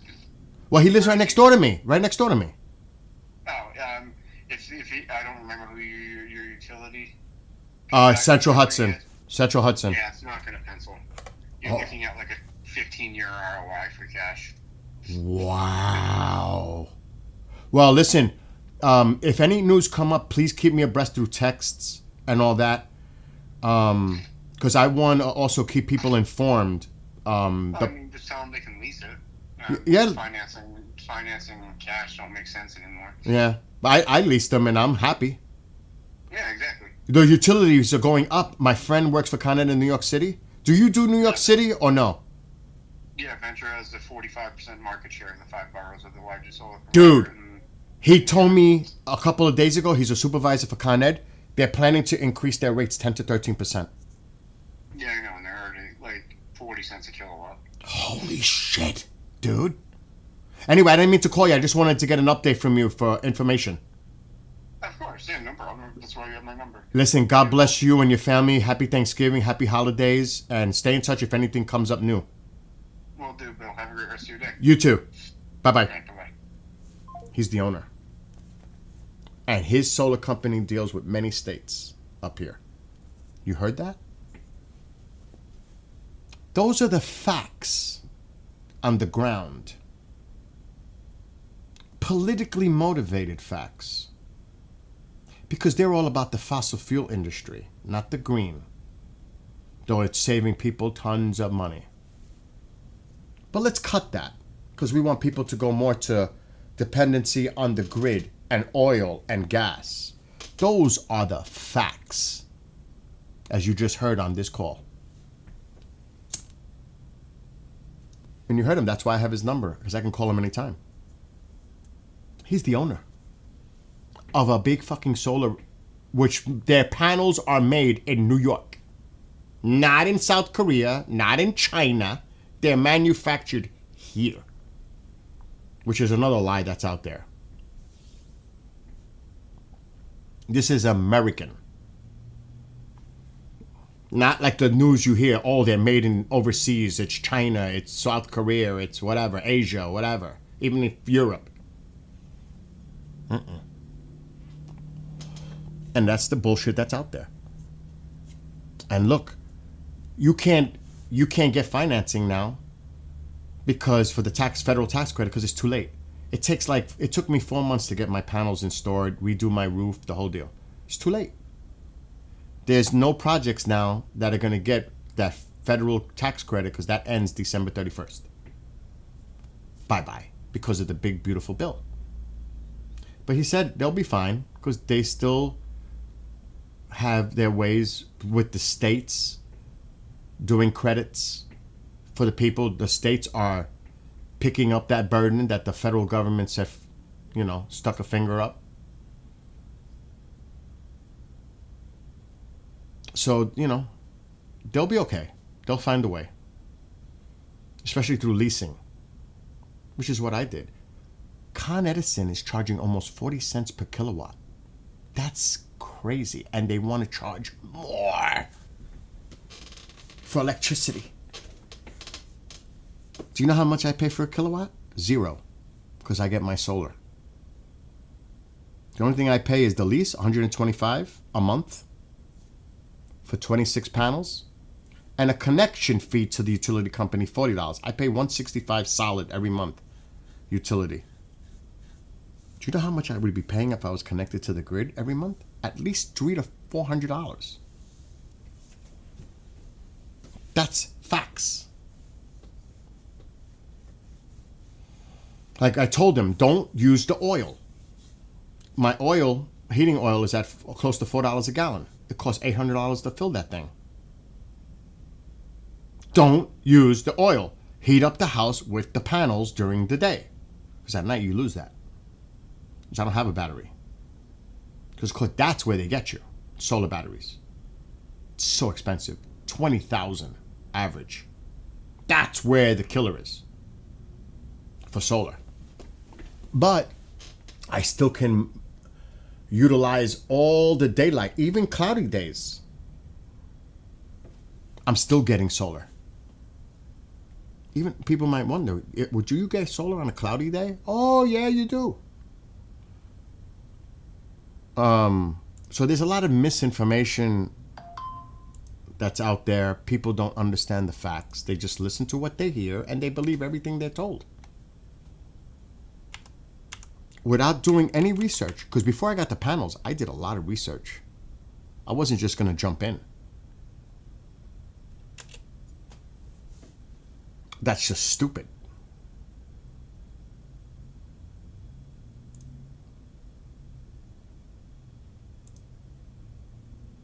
I'm gonna tap into my panels now because I have real-time monitoring. So today, I'm in the negative.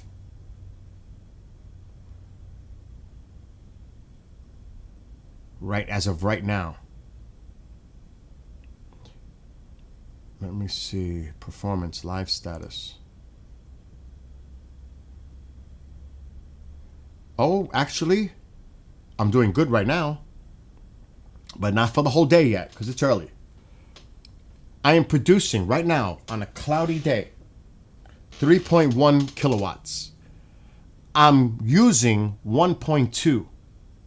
I'm giving back to the grid 2.0 kilowatts right now on a cloudy day.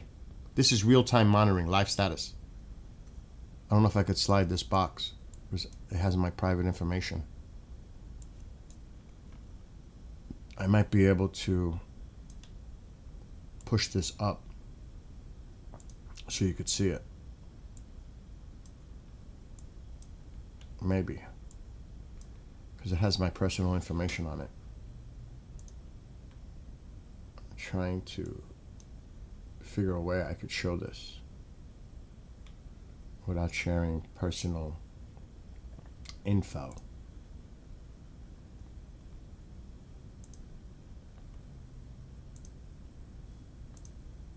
Okay, maybe if I do this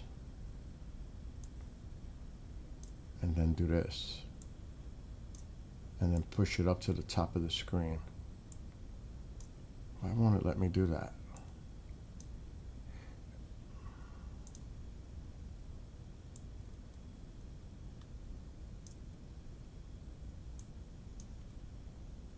Maybe because this box is open. It wants to expand it. I cannot show this screen. It has all my information.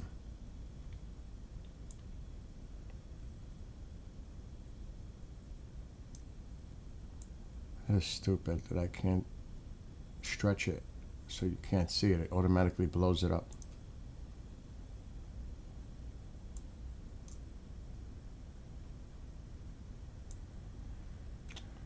I hate that.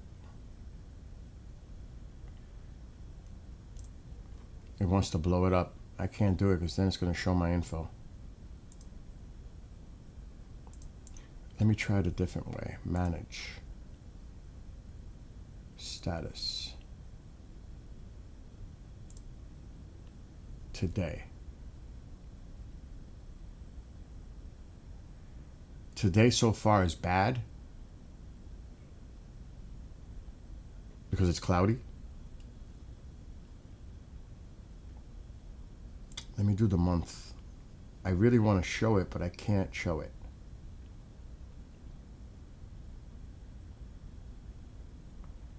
So far for this month, I've used, taken from the grid, 39 kilowatts.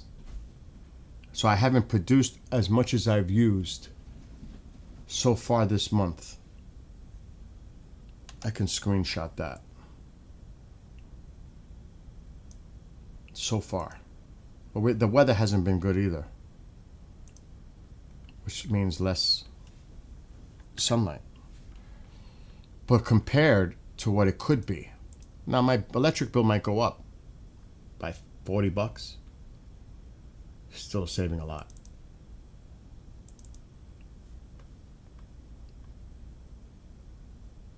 Let me bring this down. So here's the PDF, screenshot of this month so far.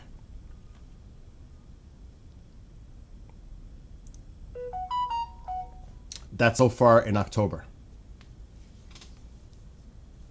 I've consumed more than I've produced. See, exported. I produced 297, but I used 336. So I'm in the red by 39 kilowatts, which is nothing. If you spend 20 cents per kilowatt, do the math. I don't want to spend anything on kilowatts from the grid. Just say it's 20 cents. You do the math per kilowatt. So 5 is $1. It's 39. So I'm what is it? $8 so far that I got to pay the utility company. And this will change. The balance will change because it's been cloudy and nasty the last few days. You know, sunlight. Today's only the 14th. So this will fluctuate. But I'm not getting all that electricity from the grid. That's when it adds up. When you're talking 800, 900 kilowatts from the grid. That's when that shit adds up. So if I did September, the whole month, because September's done. Let's check September. And this is like real-time stats. This is not... I have 26 panels. So I did really good last month. Overall. I'm going to take a screenshot.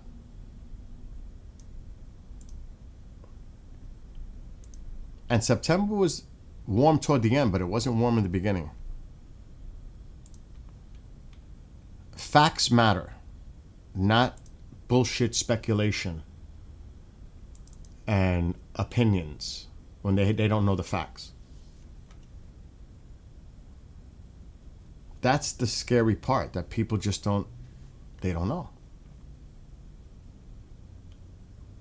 They think they know, but they don't know.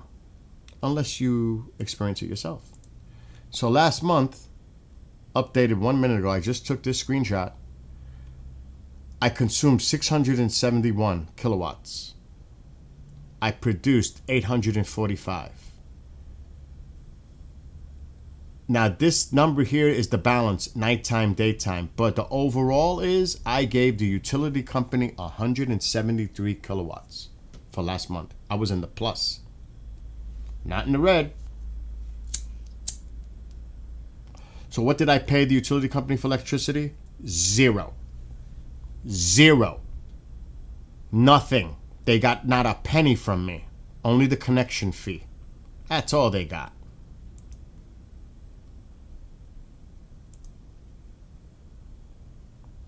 Now say my power production didn't meet my needs. Let's just say my production is not meeting the criteria to produce to equal out. Guess what they do? They come in, and because they monitor it too, they come in and put another panel or two. They'll notify me and tell me, listen, you're not producing enough. Your bill, you're still using the utility. And they'll come and put more. Anything that happens to these panels, they fix for free. No cost to me. Like I said, I pay $125 a month for lease. And I pay freaking $40 for a connection fee. That's so retarded. They raised that up too. It used to be 25. They went up to 40. And if you were not here, you heard the conversation with the owner of the solar company that provided my power. He told you what's going on.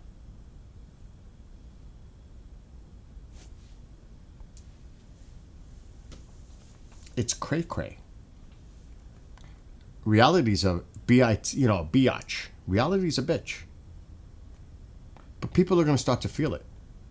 And until they feel it, that's when they know. But they may not say nothing and accept it and swallow it because they know it contradicts everything that they support.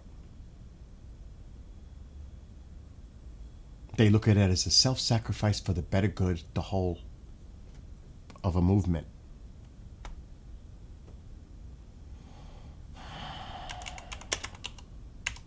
What about the other people around you, your community, your neighbors?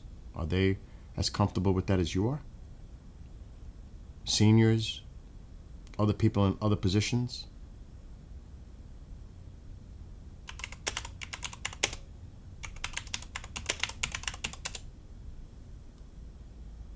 Look at this. Here it is. This is what my friend was talking about in Con Edison. He works for them. He told me this on the phone 3 days ago. Look. He's a boss. He's a boss for them. This is the utility company in New York City. Con Edison proposes double-digit rate hike for 2026. Double-digit. And what did I say? I said 10 to 13%. Actually, here it's 11.4 to 13.3. It's even higher than I thought.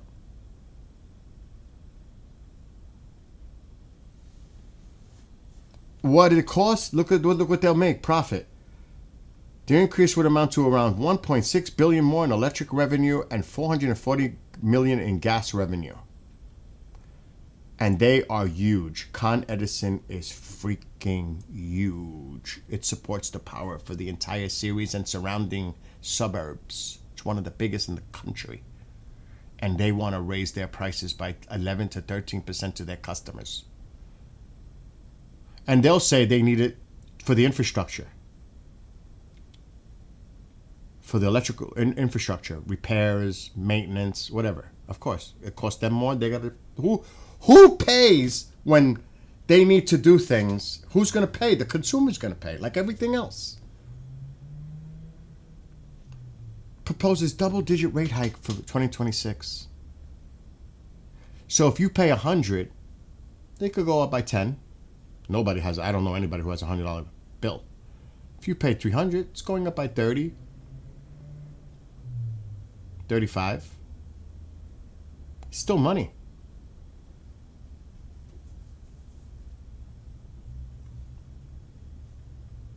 The promise of lowering prices for electricity, they're not paying attention to what he says.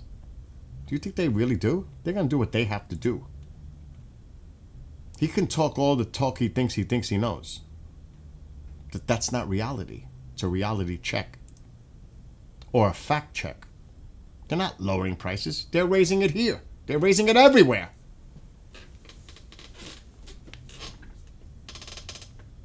So again, more BS, more bullshit.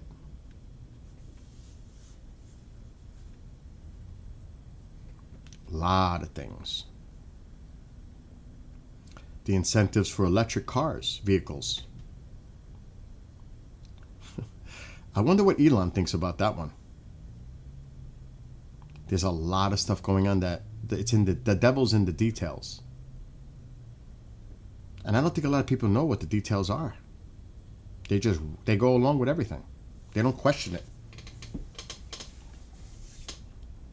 I question it all. Like I said, thank God gas has maintained a steady price over the last 5 or so years. Yeah, it went up a little to $3.20, $3.30, then it comes back down below $3. If the gas, what is it, Ma? I can't believe this girl. If gas hits $4, He's so intelligent. if gas hits $4, oil goes up by $1. So that's $5 a gallon for heating oil. For a 200-gallon tank, that's $1,000 to have an oil delivery to heat your home. Oh, but we love fossil fuel, don't we? Natural gas, coal, fossil oil. Belito, Oh, we love it. We hate green. Bill, What? he came from the moon over there, Uh-huh. and look at him right now. So, He's too much. facts matter. This talk is too much. Not opinions, not speculation. Facts matter. So beautiful. God bless you. Oh my God. Math matters, Feel like squeezing him. especially when the math doesn't add up. For everyday consumers. Too much. I mean, what is one of the biggest things that people are concerned about? The economy. Healthcare. Those are always big campaign obligations to run on. And of course, the border, foreign policy, there's other areas. But the two top is usually the economy and healthcare. Because that affects everyday people. It doesn't matter your political affiliation. It affects us all. So, and I'll say one more thing because I got to go do a pre-record. I would like to see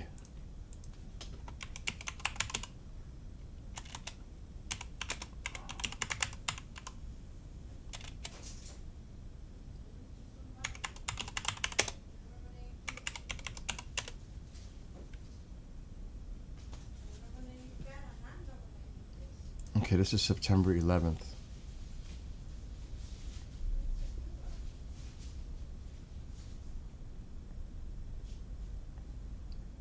This is garbage. This is a organization. This is old.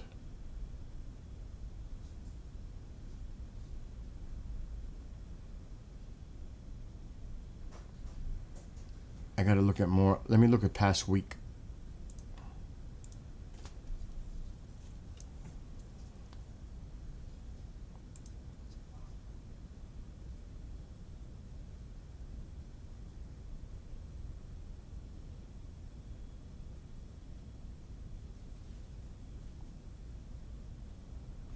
I'm trying to find, that's his overall.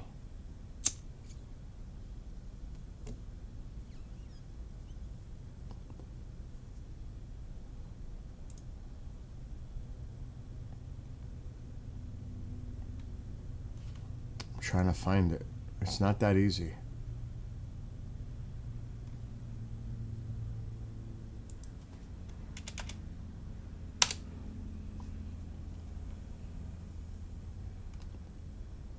Without using media bias sites like Fox or CNN, it's hard to find. It really is.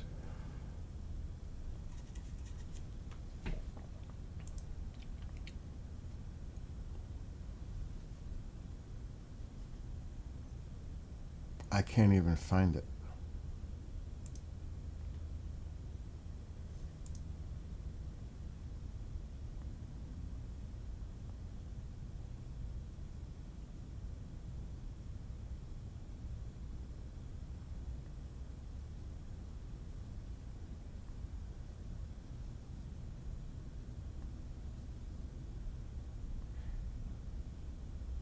Okay, here's one. But that's the same one I just seen.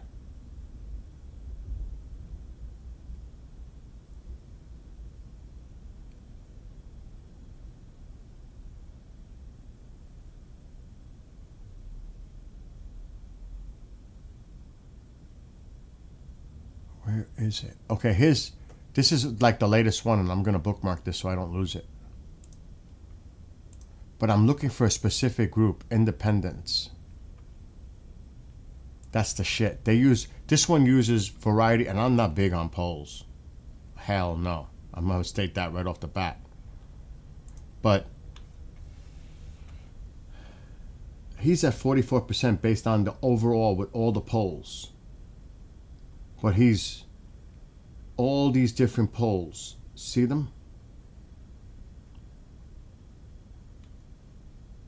And this is policies. Even on immigration, the majority are, look how many people disapprove of the economy, which was a strong point.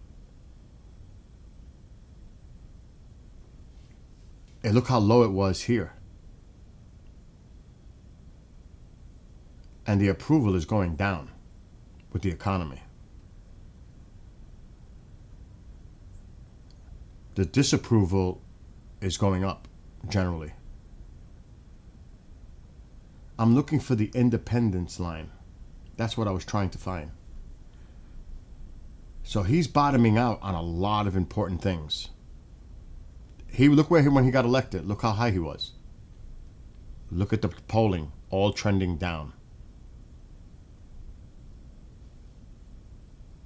And this is taking multiple polls and compiling them together, whether they're conservative, liberal, supposedly independent. It's not good. But I was trying to find the independent because the independent polls are really bad for the Republicans right now. They're not good. They're double digits in the negative. That's bad when you're talking about an election because you have to. It's not just blue and red voting. It's those independents. Where are they swaying right now? What are they feeling right now? What are they thinking? Right now, they're not thinking too good.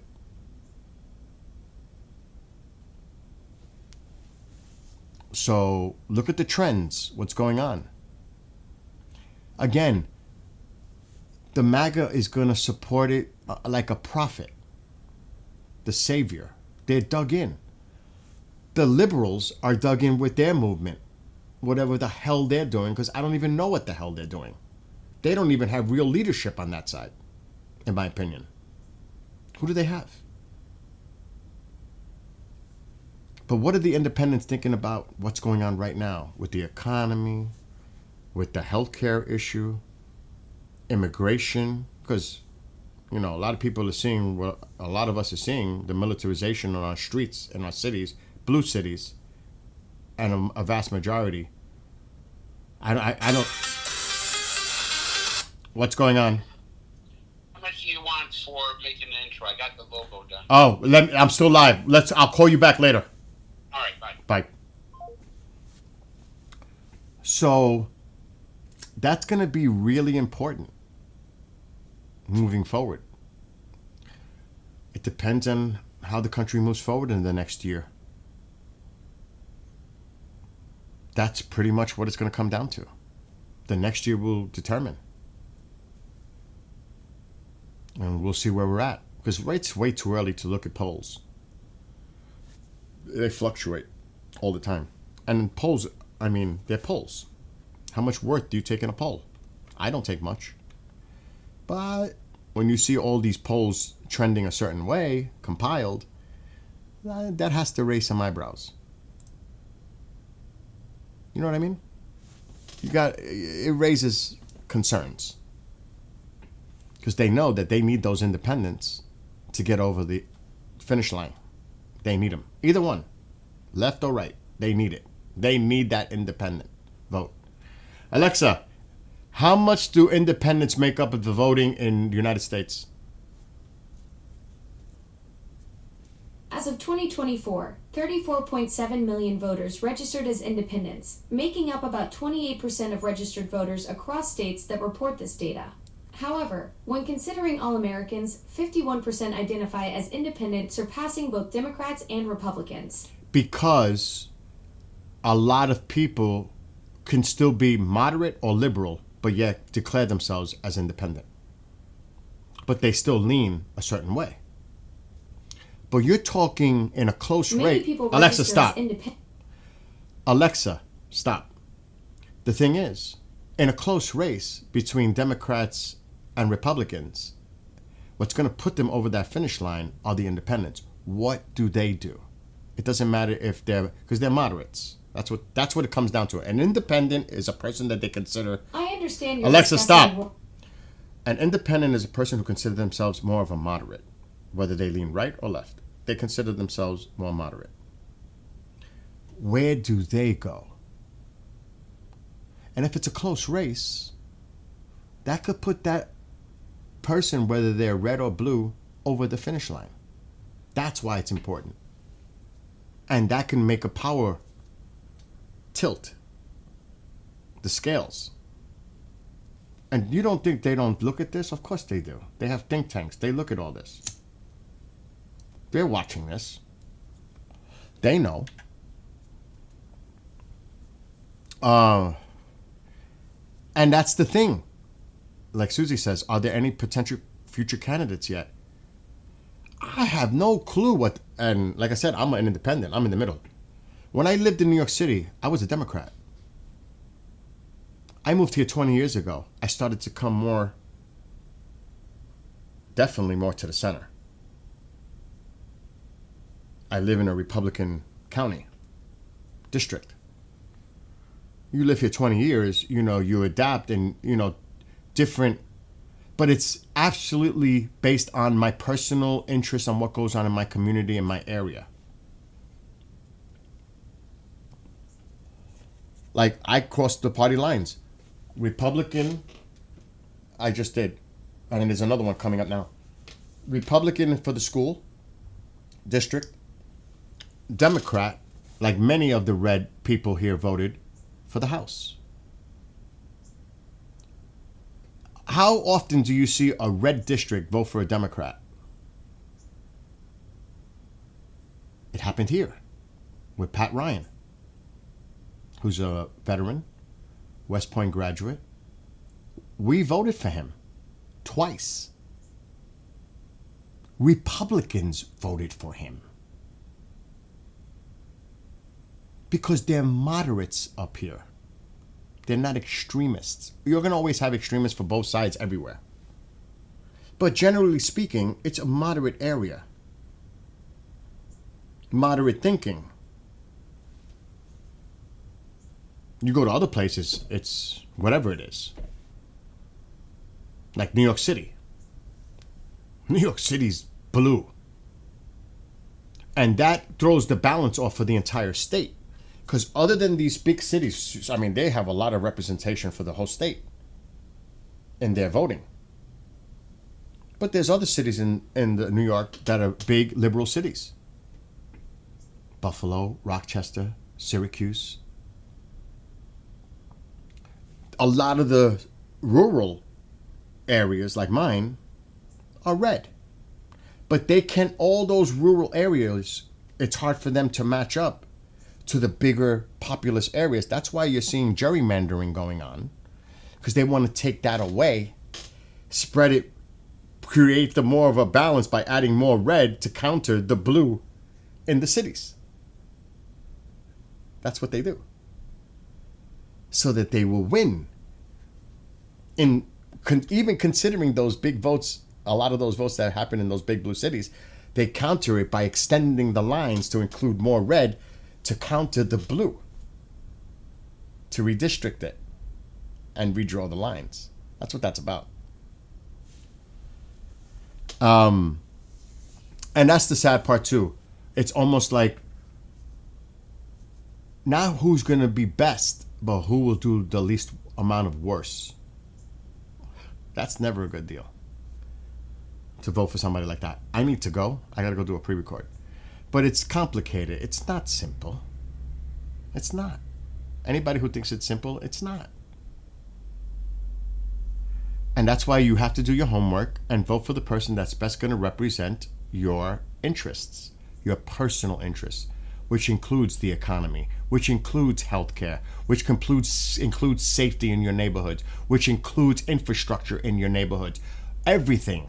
You have to put all that on the table and vote for the person that you think is going to do it, not somebody who's going to lie and go with party line and then screw you at the end and screw your interests. I'm going along with everything.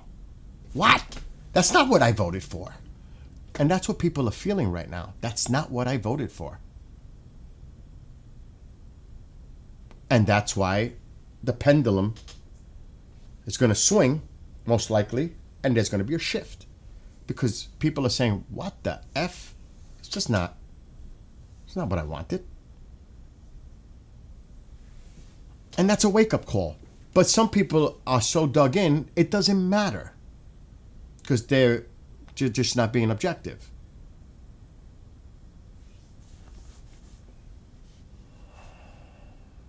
So we'll see.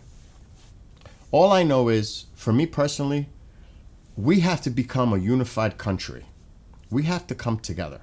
This bullshit attacking each side, calling this one extreme right or extreme left, radicals, socialists, dictators, communists, fascists. All this rhetoric does not fucking help. Because people stay divided. We have to find a way to communicate, listen to each other, talk to each other, understand the other side's points of view. Of course, you don't have to agree with it, but do it respectfully and come up with some kind of compromise conclusion. Not the way it is today. It's worse than ever. I guarantee if you ask people today and you say, do you think we're ever going to come back together as diverse as we are? A lot of people are going to say, I think we're at a point of no return right now. if they were to be honest, this shit is batshit crazy. Regardless of what party you're with, you cannot say that you have never seen it this bad ever, because I've never, in all my years, I've never seen it this bad. Never. And there's always been, it's politics. There's always been disagreements on policies. That's democracy. It should be that way, but not like this. Declaring other people the enemy and fellow citizens the enemy within. Bringing the military on our streets. That's not their job. Now, it can be used in federal buildings to protect, for sure. Unlike certain things that happened in the past and they weren't called in until it was too late. But, but this shit is cray-cray. What's going on? And I like I said, do people really understand how crazy it is? Anyway, love to everyone. I'm all about bringing people together, talking to each other, respecting each other, even though they differ in my opinion or anybody's opinion. It's about respect and talking to each other and listening to each other and understanding our points of view, whether you may not like it. That's okay. It's okay. But it's good to have a discussion. A civil discussion. A respectful discussion. Instead of calling the other one the enemy. Oh, we're going to get our revenge. Vengeance, baby. Vengeance. Come on. That's negative. That's horrible. Not to be celebrated. To be denounced. That's not the way it should be. We are our own worst enemy. We really are. And it's sad. Anyway, I'm going. I got to go to work like right now. Susie, KJ, anybody watching on TikTok, have a great rest of your day. Those which probably are zero on the other platforms because they hate this kind of conversation when I talk like this. Have a great day on those